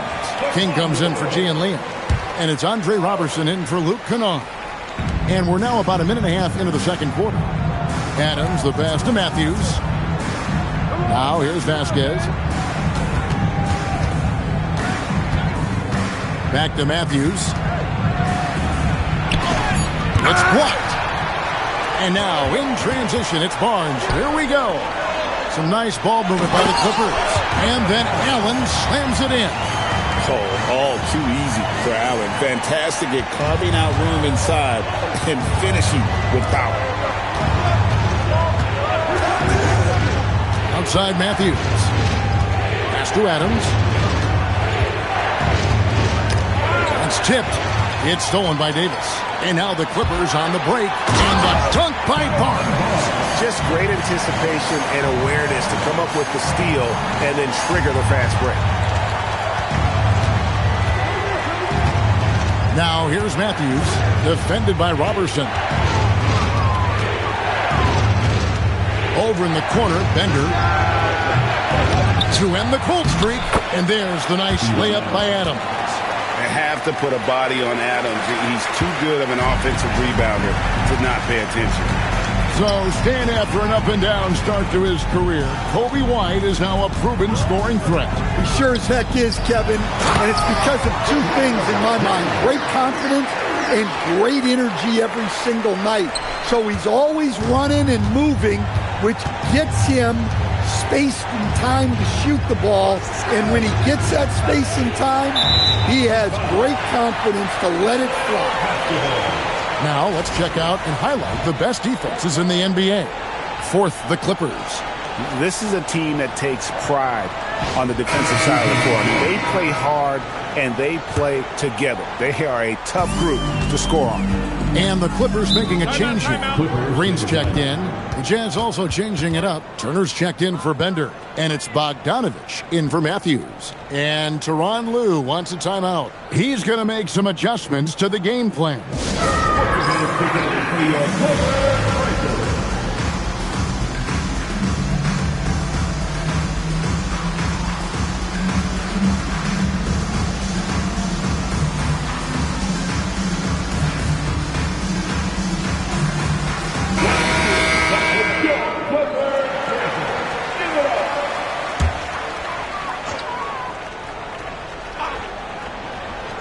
And a little under 3.5 minutes elapsed in the second quarter of play. Outside, Davis drains the three-pointer. Davis has got the lead up to 1 now for the Clippers. You just appreciate how unselfish Kid is. Outstanding at sharing the ball and playing for his teammates. Let's go. They get the rebound. Adams. Second shot opportunity, and he comes up with the deuce. Adams has got 4 this quarter. And this is where Adams has the biggest impact. The closer to the basket, the more effective he is. Kidd dishes to Robertson. Outside, Kidd. Pass to Abdul-Rahim. A three-pointer off the mark. More good work on the glass there. When it's all said and done, I think rebounding might tell the story in this game. And the officials will call the illegal screen right there. And not the most common call you'll see in the NBA, but hard to argue that pick wasn't illegal. Yeah, and that's maybe something that should be called more. We see a lot of moving screens in today's NBA. E.G. and Lee, and he's checked in for Barnes. And a switcher also for Utah. Ilgauskas is checked in. Outside, Davis. Just 5 on the clock. The Clippers need to get off a shot. Los Angeles with another miss. Well, you can't question his confidence from out there, but it's not falling. Maybe time for a different approach. Barrett kicks to Vasquez. The 3. It's hauled in by Los Angeles. And even with good coverage defensively that time, he has confidence to drill the 3. Kidd passes to Davis. And a great assist by Kidd as that one goes in. Kidd's got 3 assists tonight. 1:31 left in the first half of the game.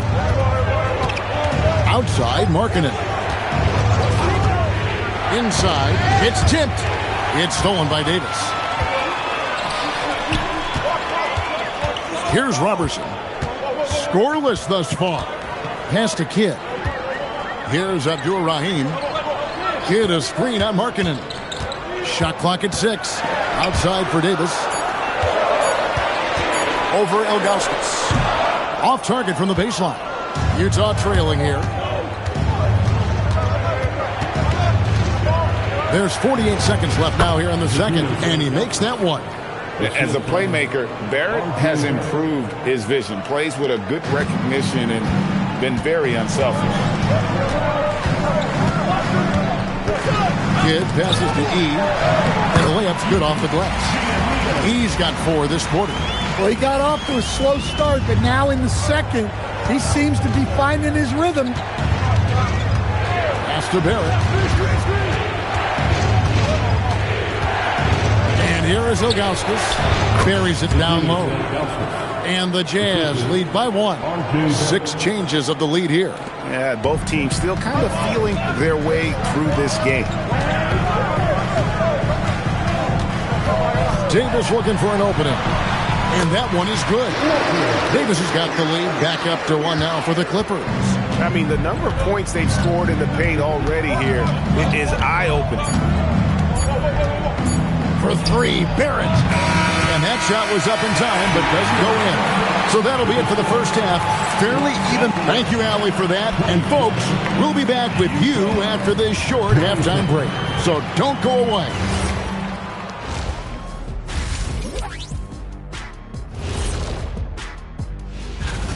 These guys have made a great case all season long, Shaq, and now they're processing things even faster. All right, looking back at our first half, the Clippers are in a tight game. Sometimes it takes everyone on you. And that is...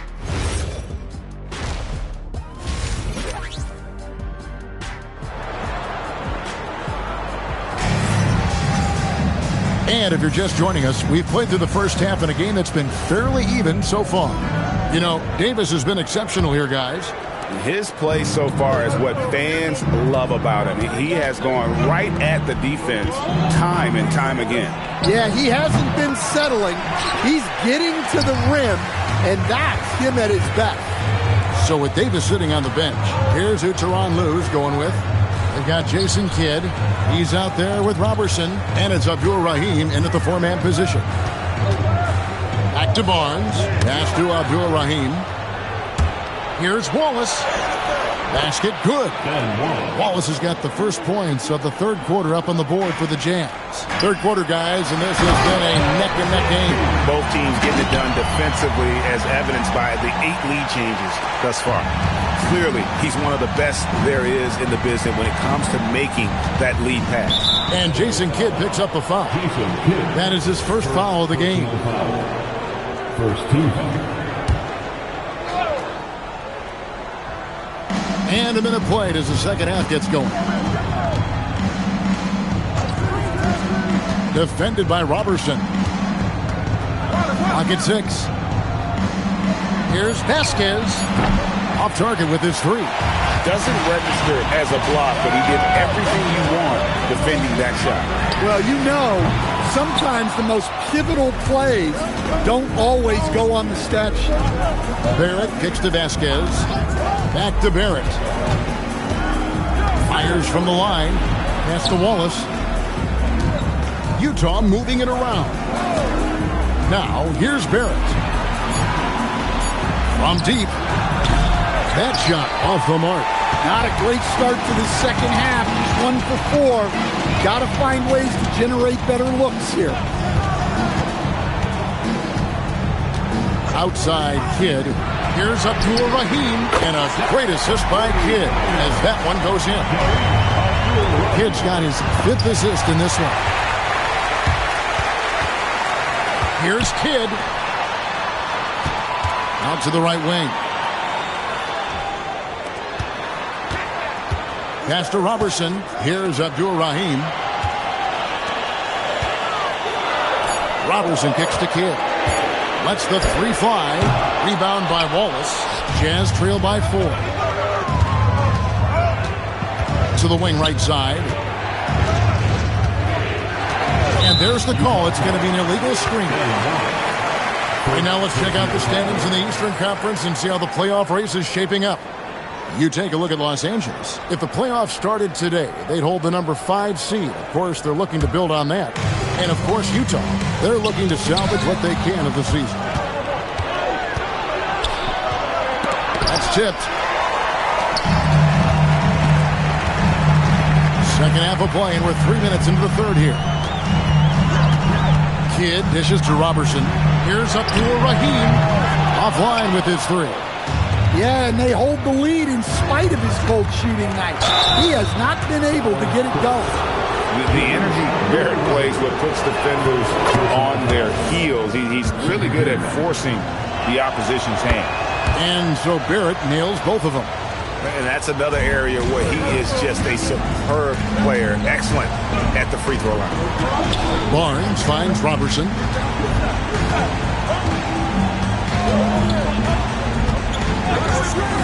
Pass to Kidd. A 3. Rebounded by the Jazz. Now Vasquez over Kidd. The Jazz again can't hit it. Second half here. We're just over 3.5 minutes into it. Barnes passes to Robertson. Doesn't get it to drop for him. Utah's gotten blank from three-point land so far in the third. Still 0 for 3. All sorts of time. Rebound by Wallace. Wallace has got his 4th rebound in this one. Pass to Vasquez. Down low. Adams. And Adams with the slam. God, he threw that one down. Adams, one of the fiercest competitors in the league. Los Angeles has gone into a slump here from three-point range, shooting just 1 of 5 here in the third. And Tyronn Lue wants a timeout. Coach is going to take a few minutes to regroup and go over the strategy. Davis is checked in for Robertson. And Utah also making a switch. Rubio's checked in.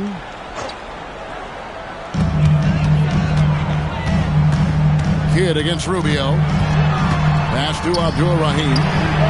Good in the assist to Kidd. Kidd's got his 6th assist on the night. Well, the defense can't lose track of him. He's just too talented offensively. It's Barrett on the wing. Tried to come right back with a 3 of his own. It's no good.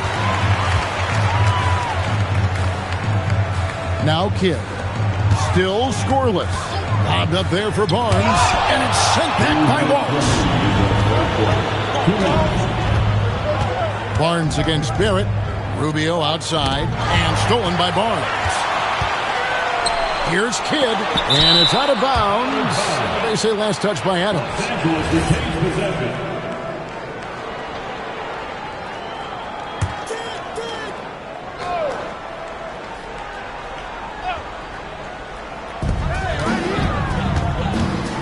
Outside Kidd. Pass to Abdul Rahim. Outside Kidd. Shot clock at 5. Outside, Davis. Shooting foul as the whistle blows. He'll shoot 2 free throws. Let's look at the energy stats, how the hustle game has been going for the Clippers. Well, they've shown just outstanding effort defensively, and it's resulted in several forced turnovers. And they've also made a point to protect the rim tonight. All game long, they've been challenging or blocking shots. And it's out of bounds. The Jazz able to retain possession here. Wesley Matthews checked in for Utah. Number 33, Wesley Matthews. 1:25 left in the third quarter. Here's Davis. Good in the assist to Kidd. Davis has got 15. And boy, he's really in a groove. Dominant performance last game. Same thing this time out. Yeah, for sure. He is just oozing confidence. Thinks every shot is going in. They should just keep running sets for him. 6 on the shot clock. And Rubio kicks to Marshall. Over Barnes. Another miss by Utah. Well, if you have the space, you have to take that shot. He missed it, but he's trying to keep the defense honest. Barnes sets a screen for Davis. That one good for 2. And now it's a 9-point Clipper lead. he has created some terrific opportunities for himself and really made the most of it. Rubio dishes to Barrett. Here's Marshall. Another miss, and they've really hit a rough patch here. King inside. Barrett covering. Makes it off the glass. King's got the lead up to 11 now for Los Angeles. Here's Adams. Sinks that one from the post. 10 points for him. Well, talk about graceful. He reaches out and gently drops in the finger roll. And so it's Los Angeles. And it's time now to bring you our State Farm assist of the game. Yeah, an easy choice tonight. Look at the precision on this pass. Put it on a platter for him. Yeah, that's high-level playmaking. He makes it look easy, but it's not. And with 3 quarters behind us, let's see what this fourth period holds in store for us. And Utah, looking at who they've got to start the fourth quarter. They've got Markkanen. Matthews out there with Vasquez. And it's Marshall in at the power forward position. And for the defense, that is a heart-sinking moment when you see him that wide open from beyond the arc. Davis against Matthews.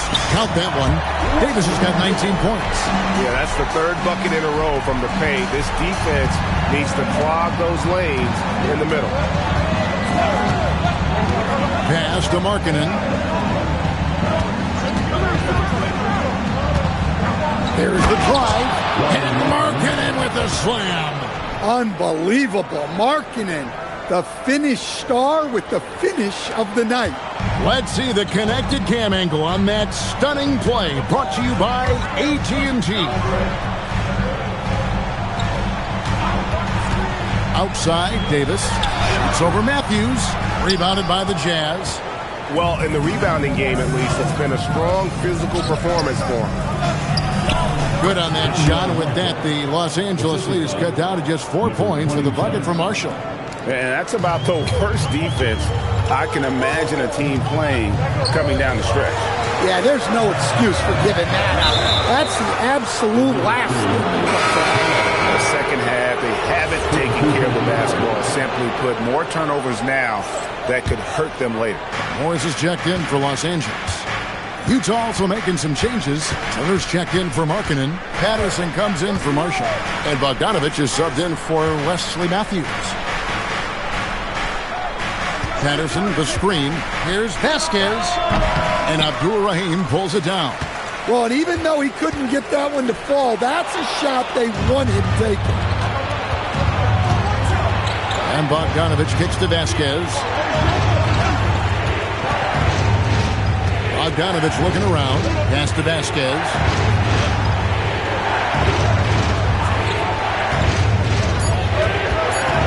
The Jazz need to get off a shot here. Bogdanovich, no luck. Los Angeles leading by 4. And here's Robertson. And here's Davis for 3. And he's good on the 3-ball.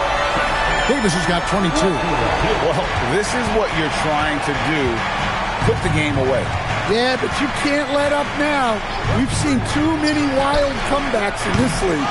Bogdanovich, no luck. The Clippers have gone 2 of 4 from the field since we started the final quarter of play. Abdur-Rahim. The B just kind of stepping aside and letting him get to the rim. There's a reason, GA. The lead is what it is right now. Well, that's too easy. As he says, let me add to my highlight reel. A different look for Utah. Steven Adams, he's checked in for Turner. Wallace comes in for Patrick Patterson. And Barrett subbed in for Bogdanovich. Now we'll hear from Allie LaForce, and she's got a story for us. An update. Allie? I was able to listen in on what Will Hardy was going over with his team. And Coach challenged the team, asking them to bring the fight inside, telling them to play with pride, telling the team, you're getting bullied near the hoop. Let's see if it works, guys. And Allie, thanks so much. And Adams with the slam.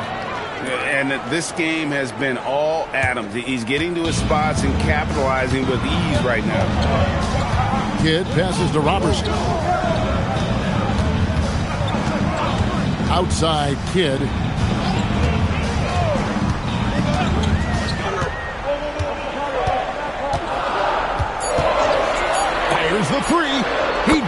the three. Their ability, again, to stretch the floor, particularly in this second half. Yeah, and where has the defense been? They've been content to let them fire away. They've got to close out to the arc. And play stops. Whistle on what looks to be an illegal screen. Beyond the leaning, you could see his feet more set on that screen. Easy call. Look, you can get away with a lot in terms of screens today. You can't make it that obvious. Here's Bourne. He drops the anvil off the alley-oop. Wow. Boy, you have to be impressed with the offensive production. They have got it firing on all cylinders. Well, clearly the defense has had no answer for them. Might be time to try something different. 17-foot shot away. Well, he wants to shoot his way out of this cold spell, but the struggles continue. Yeah, I get it, but you don't want him forcing things. It's better to get your shots within the flow of the offense. Barrett, he gets it to go. Aggressive and physical. Barrett creating the contact there to draw the foul. And the free throw, no good. Clippers leading by 10.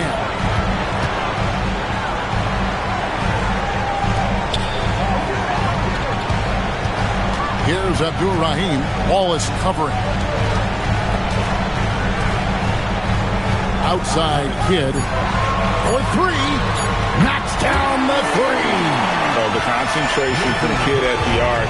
A big part of how he stays consistent from there. Barrett. Now here's Wallace. Defense right on him. Now Adams. Barrett outside. From 18 feet away. No good there. Los Angeles has gone 3 of 4 from downtown here in the fourth.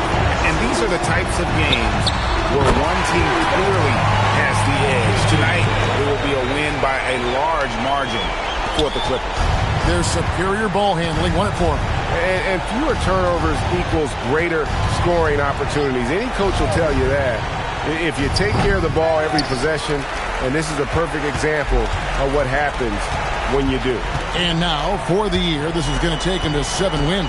The one player that really stands out, of course, in this one, it was a dazzling game for Davis. There wasn't much they could do to slow him down as he was converting every good chance he got. And guys, point of emphasis for the league is to really crack down on illegal screens. Yeah, and yet, we still see it a lot. It's a tough thing to police. No good. Kennard against Turner.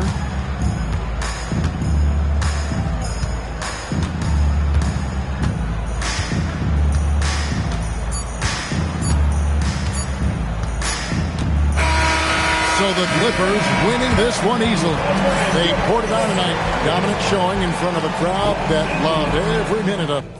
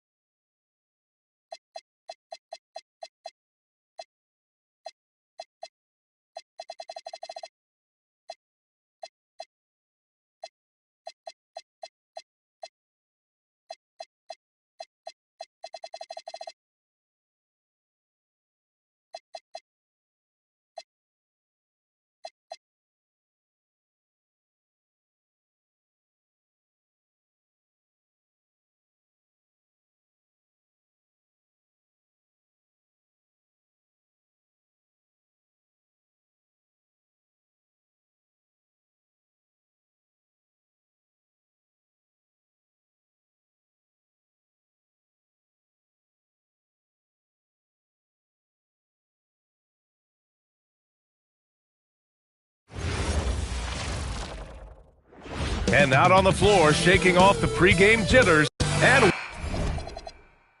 welcome to 2K Sports for another edition of NBA basketball. Joined by Grant Hill and Tim Legler. This is Brian Anderson. And we'll have Ale LaForce reporting for us. And the starting group for Chicago. Chris Middleton is out there with John Wall. Then there's Gordon Hayward. Then there's Ivica Zubac. Here's Wall. He got a piece of it. Here's Carter Williams. Wall covering.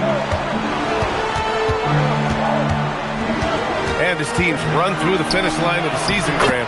There must be a certain amount of reflection happening. For teams that are out of it, they might start that process now. But who has time for that if you're playoffs bound? Here's Zubac. Miami making their last shot. Hayward outside.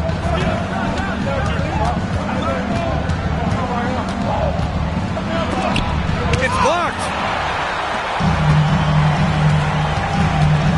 First quarter, just over a minute played.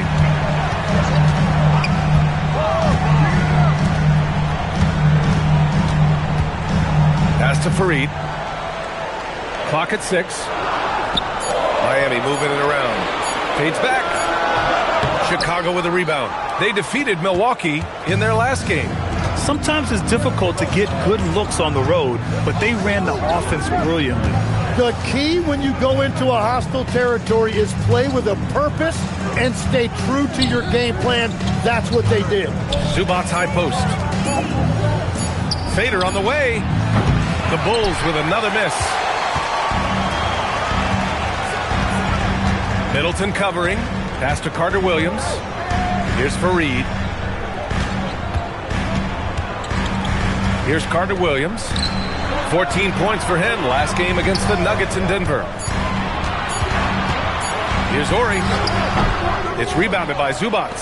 Well, he usually brings rain from there, but not this time. Pass to Hayward.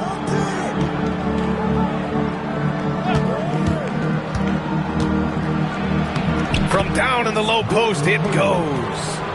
And that makes it a tie ball game. I mean, scoring on all three levels. Gordon Hayward is such a difficult assignment. And Tim, some have said that the hardcore Heat culture doesn't work in today's league. Well, there certainly is a different mindset. Oh, get you some! Nice. Are you serious? John Wall with the statement. Oh, that's pretty. Well, that's a fantastic view there from the AT&T Connected Cam. Pass to Carter Williams. Here's Fareed, guarded by Hayward. Here's Carter Williams. And right now, he's currently putting up 6.5 points per game. He knew exactly where his man was going to be. Outstanding lead pass. Just under 3.5 minutes elapsed here in the first quarter. Wall, the pass to Hayward. Inside. Stolen. Pass to Ori. Down low. Here's Carter Williams.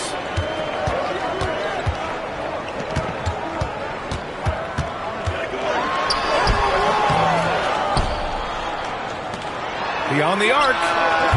Misses again. Now 0 for 3. And so Wall will bring it up for Chicago. Here's Middleton.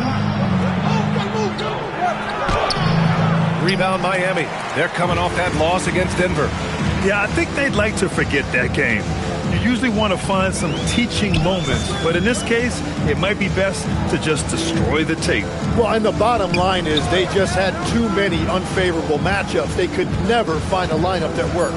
Clock is at 3. Here's Sanders. And out of bounds, it'll be Chicago ball.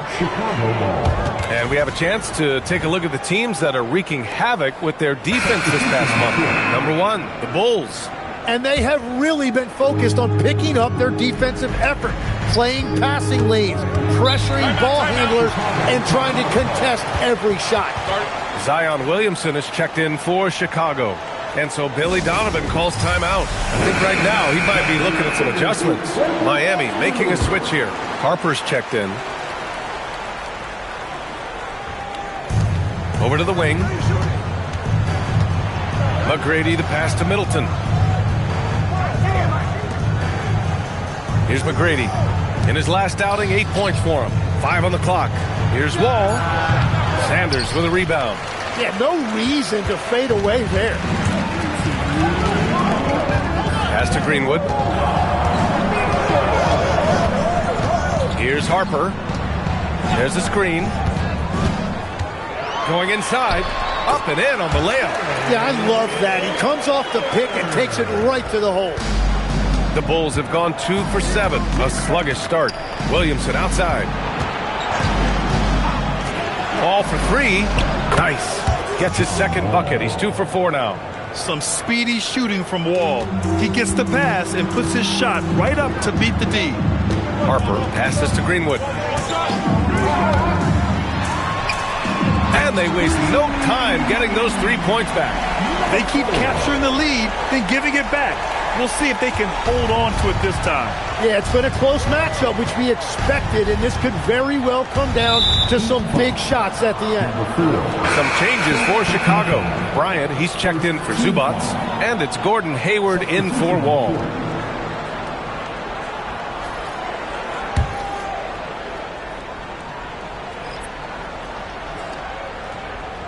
Here's Hayward, coming off a 16-point game against the Bucks in Milwaukee.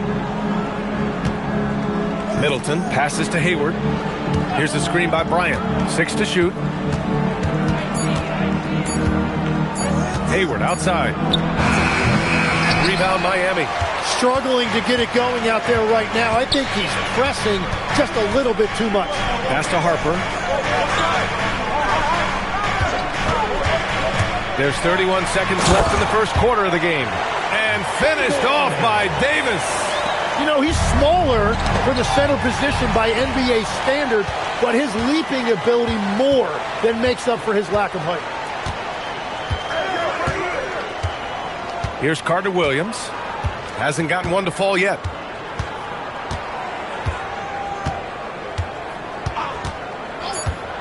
The Heat need to get one up in a hurry. And he got the whistle on the way up. So he'll be headed to the line for a pair. First trip to the free throw line for him in this one. First team foul. Now at the line,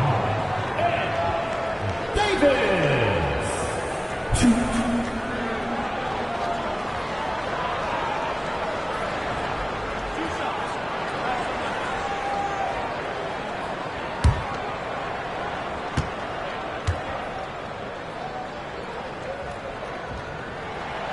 That free throw good from Davis.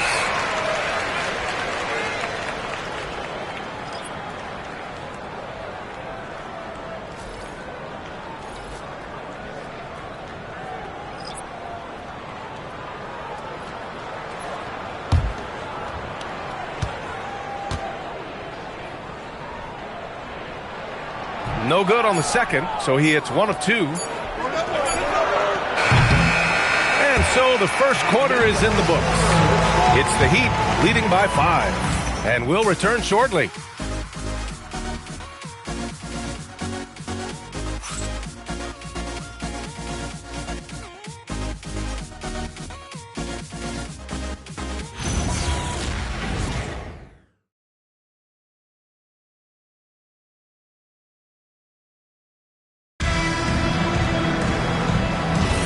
And for those of you just tuning in, second quarter action is where we are.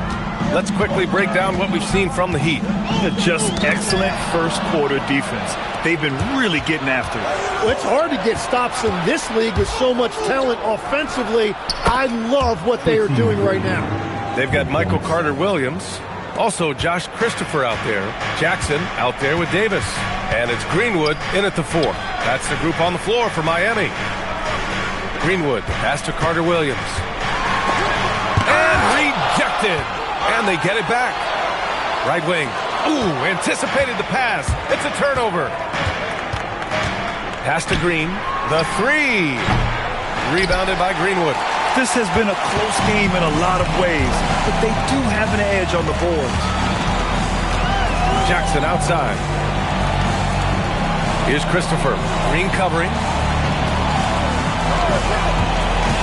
Down to 5 on the shot clock. No good with the triple. And it's Williamson with the ball for Chicago. They haven't allowed any points in the second quarter. This, their first look at this year's Miami squad. Yeah, we saw how combative yet enjoyable last season's series was.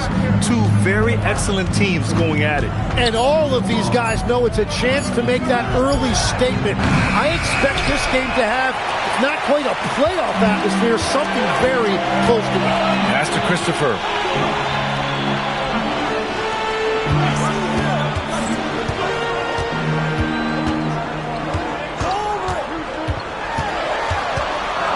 To the paint, and he dunks it down.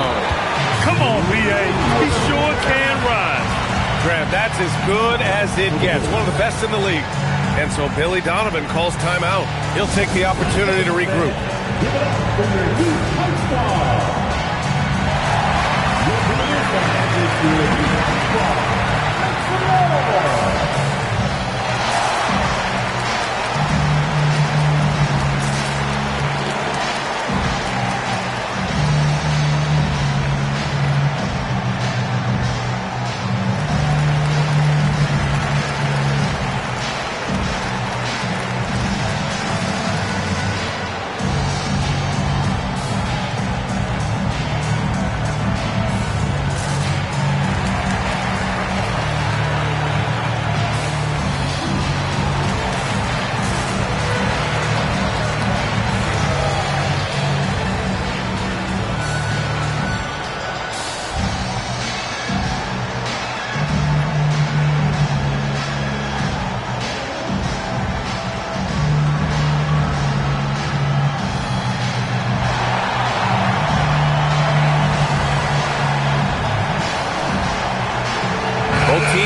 Substitutions. Let's check in on the Western Conference standings as the race to the playoffs continues. You look at Chicago, the season is winding down. They sit 9th on the outside looking in currently. And of course Miami, they're just one rung below them. Checking out Chicago, their slow start has revealed some of this team's problems. Problems that we didn't really know they had. Well, some teams do stumble out of the gates, but there's still plenty of time to turn it around. Having said that, fans and the media tend to be a very impatient bunch. And a moment here to take a look at some hustle stats for the Heat. Yeah, they're just attacking on defense, getting those hands out and knocking the ball free. I really like their energy defensively. And also a big factor has been their rim protection. They've been very active, rotating to the basketball quickly. Just great effort so far on that end. Here's Greenwood, and he floats it in for the easy two. Credit the sweet setup on that one. In this league, you've got to have moves and counter moves. Grant, your toolkit was pretty complete coming in. Well, I tried to keep adding to it. It's like baseball. If they're struggling to hit your heater, that changeup will work even better. Pass to Harper. There's a screen to the middle. Oh, and a beautiful feed leads to a monster jam. What a great pass. It was on time and on target. Hayward for three. That one's good. Makes him 3 for 7. Man, they're having a hard time defending the triple. That's 3 in a row. Miami leading by 4. And let's swing it over to the sideline and hear from Allie. Thanks, guys. Well, a bit of youth movement for the Miami Heat. Their rising star guard, Tyler Hero, said, "We've got a bunch of young guys who can come in and put in the work, and that's what I'm all about." This is an organization that values that, and it's important that we all have the same vision as the young guys start to grow up. Brian? Okay, thanks for the report, Allie.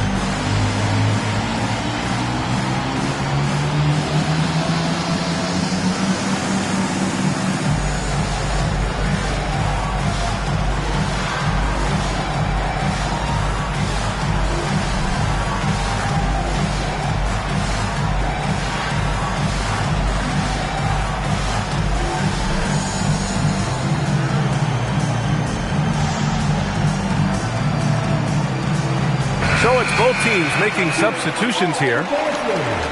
Time for the 2K leaderboard, showing numbers from the second half of the season. Teams that love to run. Second, Chicago. They've looked great since the All-Star break, pushing the pace and trying to punish teams in transition, and it's been working.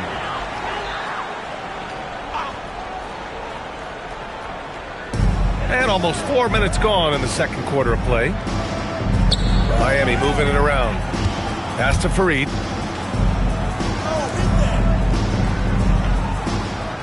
They set the screen. Here's the three. Fareed. It's good on the putback. Fareed's got 6. I'll tell you what, they've been aggressive and they've been physical.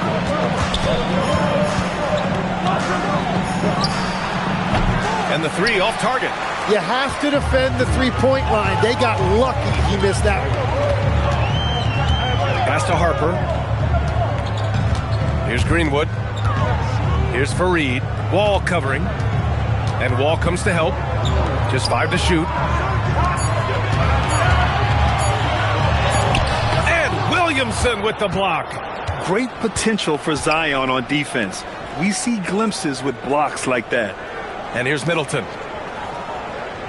Pass to Wall. Shoots over Harper. It's hauled in by the Heat. Greenwood's got his 6th rebound on the night.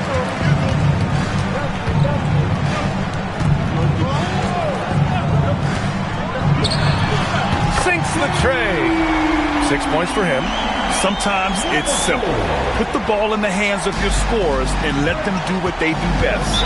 And so Billy Donovan calls timeout. He's going to gather the troops and talk it over. They're giving up a lot of points in the paint. That's something they have to address here. The rotations right now are just not good enough. That's going to be a problem defensively all night.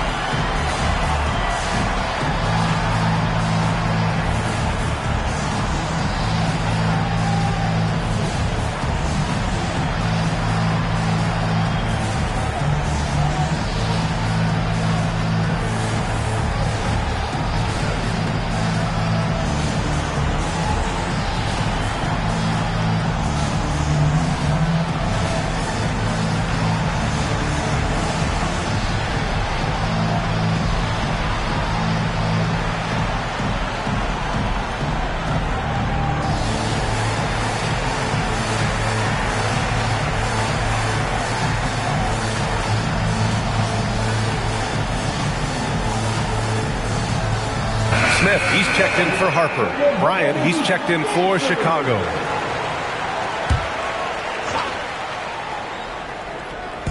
A minute 53 left in the first half. To the wing on the left. Wall against Smith. Fades away. Wall gets the bucket. Wall's got 7. Looking for a little extra style points right there with the fadeaway. Smith passes to Ori. And the foul called on John Wall. That's his first foul of the game for Chicago. Zubats comes in for Bryant. And it's Hayward in for Williamson.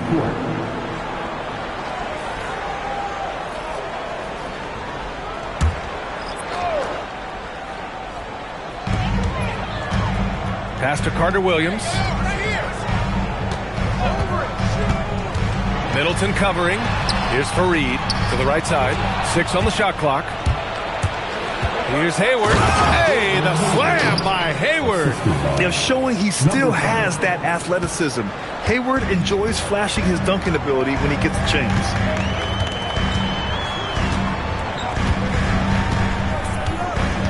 This one for 3.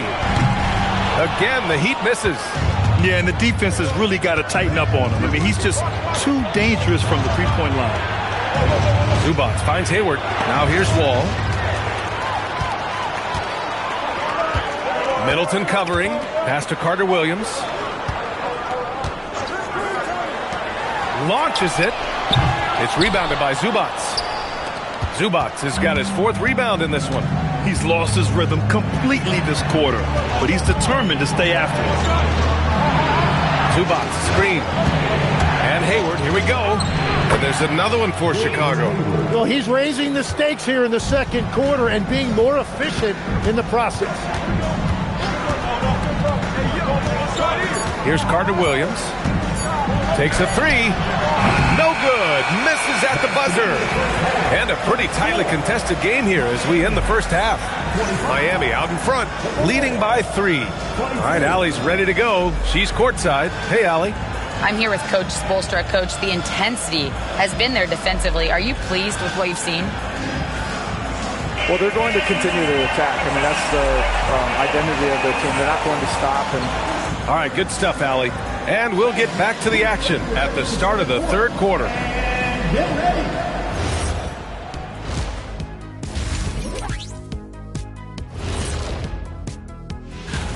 His selections is touch phenomenal. It's the kind of shooting night some people dream about, except for me. And later on, some more NBA action to look forward to. Here are the games coming up.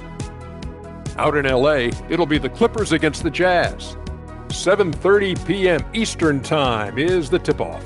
This is going to be either a lopsided game or a terrific upset. And that is going to do it for us. Let's get back to some second half action with Brian Anderson and company.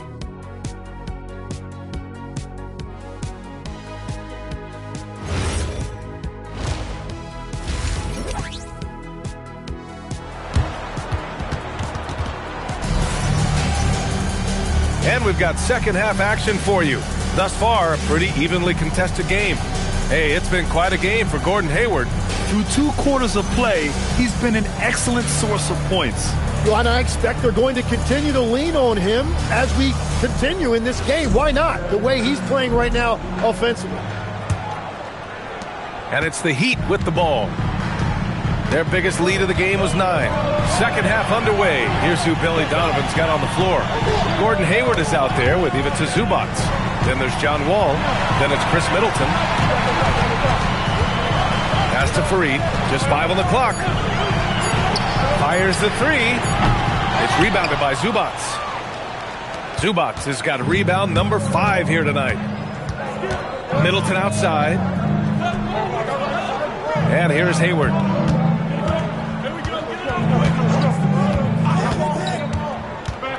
Puts it up. Rebound Miami. Sanders has got 4 rebounds in the game. Borey passes to Carter Williams. Out to the wing. Middleton covering. Pass to Fareed. Takes a 13-footer. It's rebounded by Zubac. Bulls trail by 3. Middleton outside. That misses. Had a chance to tie it. And the Heat shooting at about 44% so far. Out to the right wing. Pass to Fareed. 4-3. Chicago with a rebound. Zubac has got rebound number 7 tonight. They started out this half ice cold, 0 for their first 3. Chicago passing it around. Now Wall. Zubac screen. Wall, the pass to Zubac. And we're just about 2 minutes into the second half now. Yep, count it. Give him 8 points now. And that is their first make of the third. Let's see if that gets them going. Outside Wall. From deep. And once again, off the mark by Chicago. Heat leading by 5. Pass to Carter Williams. Here's Fareed.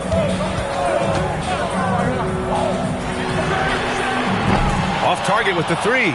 Well, he made a couple of shots early, but since the half, he just can't seem to find his rhythm. Hayward, good. A versatile offensive player. Hayward is very dangerous firing off the catch like this. And here's a timeout from Eric Spoelstra now. We might see him looking to make some tweaks to the strategy.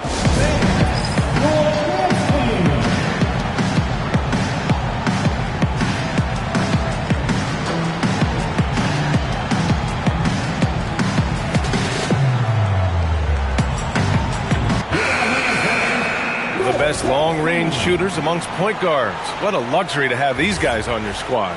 Second is John Wall. And over the years, we have really seen the point guard position evolve. give these guys a whole bunch of credit. I mean, what a great group of long-range shooters. Well, when the game has made the three-point shot so important, these point guards have all added that. This is an impressive list. And it's been a tough game for him with his shooting. Fortunately, the rest of the team has picked him up, and they have the lead. Count that bucket. All right, Tim, back in 1996, you led the league in three-point percentage.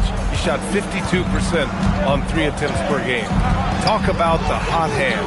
Well, BA, it shows you how much the game has changed. I had the green light, but it was a different shade of green. I still only took 3 per game. Now you have multiple guys every night that will take 3 in the first quarter. That green light's now neon green for many. No doubt. To the inside. Down low. Here's Sanders. Oh, and makes it with the kiss. Assertive move. You can tell the game's heating up a bit. And here's Walt. He'll bring it up for Chicago. Just 4 points. That's all they've given up here in the second half.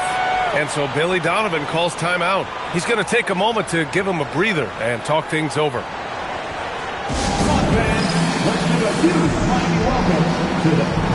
So both teams changing it up here.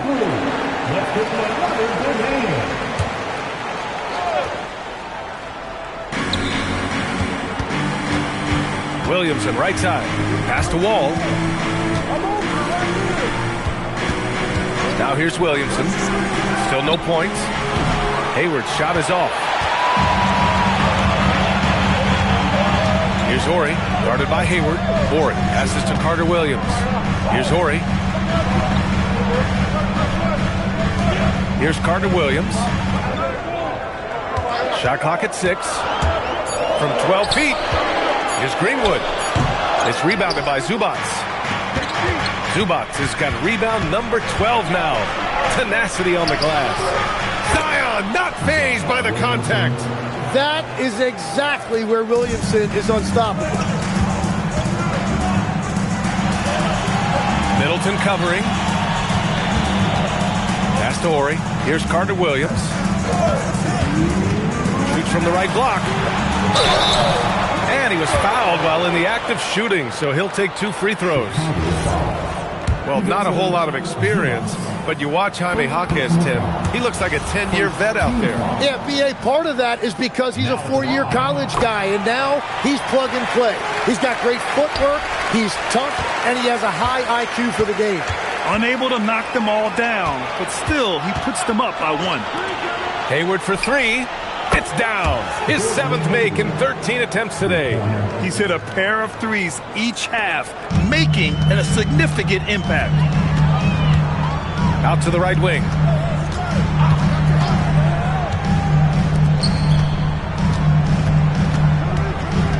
Middleton covering. Tries to break his ice. Pass to Carter Williams. Fires for 3. Miami, no good that time either. Chicago has gone 6 of 14 from the perimeter tonight. Now here's Wall. And it's Carter Williams with the rebound. Well, that is a nice challenge at the rim. Really altered that shot. Miami moving it around. They set the pick. Buries it from 3.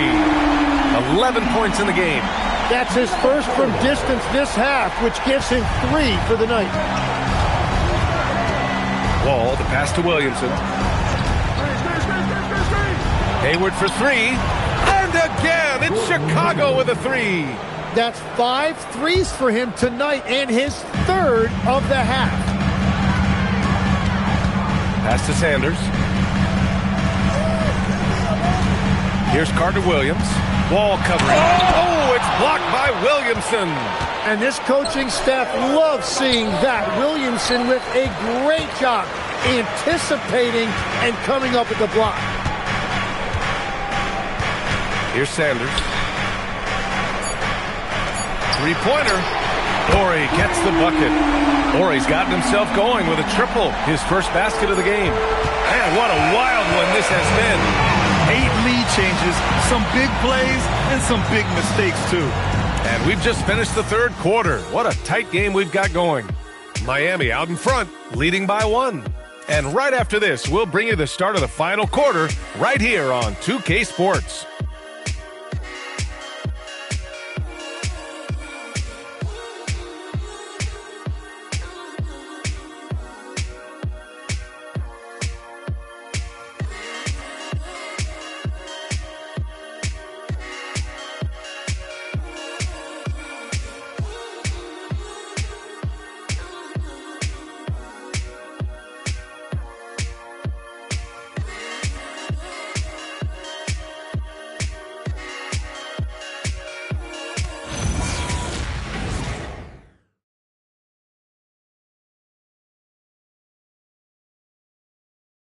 And a worthy candidate tonight as we take a look at our State Farm assist of the game. And from the two-guard spot, an unselfish play like this sets a fantastic tone. Well, he knows it's a team effort. It's about finding the best shot, not just his shot. 3 tense quarters behind us. One more to go. Thanks for being with us as we get ready for the fourth. Harper out there with Josh Christopher. And it's Fareed in at center. That's the group in the game for the Heat. McGrady shot is off. Well, you can't make them all, but I doubt the defense wants to give him that kind of look again. Christopher, the pass to Harper. Here's Greenwood. Here's Christopher. Oh, it's blocked by Williamson. Great defense there by Williamson. He stayed on the ball, and his timing on that shot contest was on point. And so the ball out of bounds. Middleton touched it last. Davis, he's checked in for Miami. The Heat with the lead. Here's Harper. To the middle. Oh, deflected. Driving inside. Pass to Greenwood. And there's a pick. Clock at 6. And they're pushing it up. Lets a floater go. Rebound Miami. Their biggest lead of the game was 9. Here's Harper. Here's Fareed. The 3 ball. Harper misses. And just terrible defense. I don't know how he missed that shot. Williamson passes to Middleton. Just over a minute and a half played here in the fourth. Pass to Williamson. Clock at 4. Chicago needs to get off a shot here. From downtown, McGrady shot is off. And for the Heat, they're shooting only 38% from the floor. Not great. And again, no good by Miami. Now, what a great look, but an even better contest. That's how you shut down the painted area. Here's the screen by Bryant. Inside. Here's McGrady. Checked by Davis.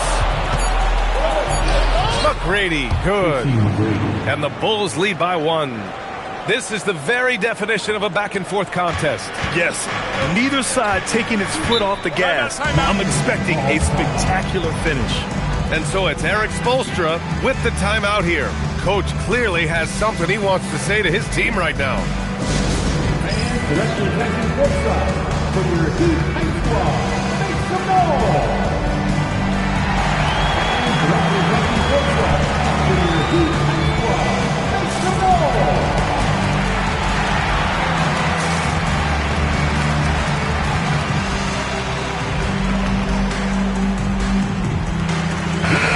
Keeping us updated from the sideline, Allie LaForce. Over that last break, I got a chance to hear what Eric Spoelstra said to the team. He ripped into their perimeter game and their energy level, saying to his guys, you're just running through the motions out there. There's no hustle or desire to chase them off the three-point line or to try to get open looks from deep on the other end. Guys? Appreciate the report, Allie.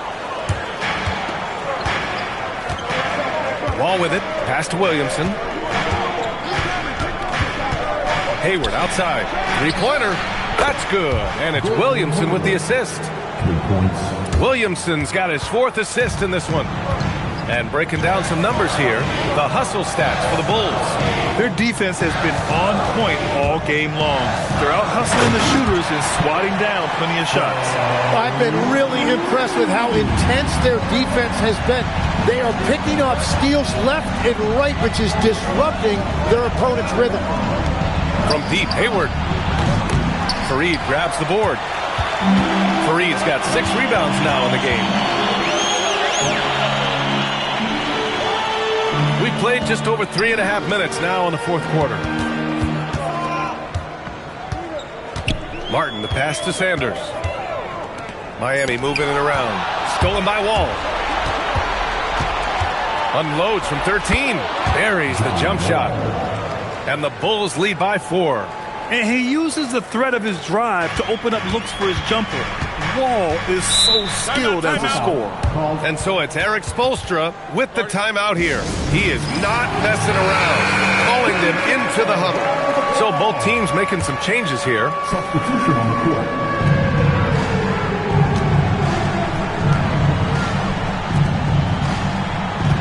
Here's Sanders. There's a screen. Shot clock at 5. And it's in there. This is exactly why they go to him in these spots. These guys believe in his ability to come through in the clutch. Outside Hayward. Jacks up a 3. It's off. Using all of that size to create leverage and rip down that board. Middleton covering. It's stolen away. And here is Hayward. He launches. No good. For Miami, they've gotten only 2 of 6 attempts to drop in the fourth. A minute 15 left in the fourth quarter. Zubac pulls it down. Oh, he is off from deep. Maybe it's time to look for another option. Off on the layup. He was bothered just enough to miss that shot. That's good work by the defense. Hayward with a steal. In transition, here they come. From 12 feet out. Oh, it's off. Well, after a great start, he has really cooled off pretty quickly. Here's Ori. Minute 6 left in the fourth quarter here. Down to 5 on the shot clock. And count it. Well, his scoring ability is why this game is all tied up. A few more key possessions like that, and they could start to pull away. Chicago has gone just 1 of 6 from downtown in this final quarter. Here's Zubac.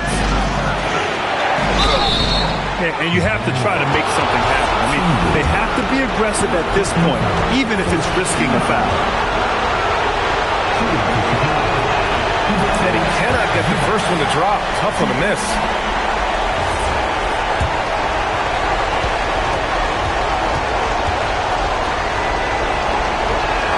And he ends up making the second. And that gives him a lead. And it's Miami's ball.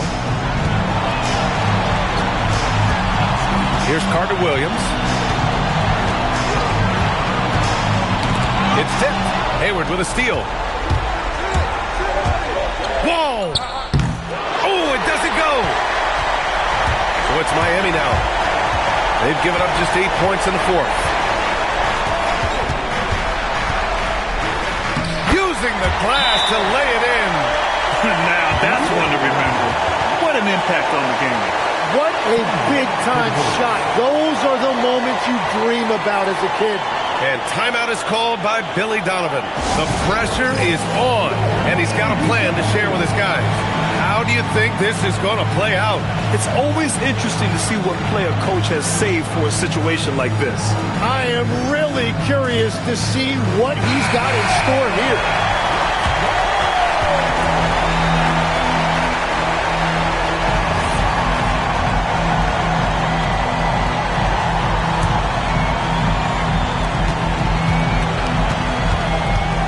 Hayward outside.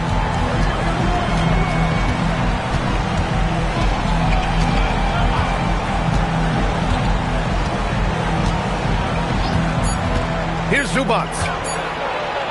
It falls! Want to score in the NBA? Bigs can really force the D to make tough choices. And so it's Eric Spoelstra with the timeout here. Great time to call his guys into the huddle at a very tense moment in this game. All right, guys, how do you see him managing the next possession? And there's not enough time to catch and shoot, so they'll have to tip it in off the inbound pass.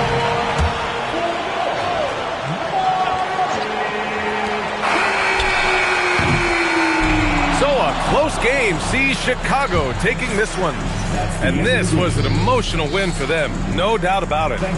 Just a fantastic accomplishment.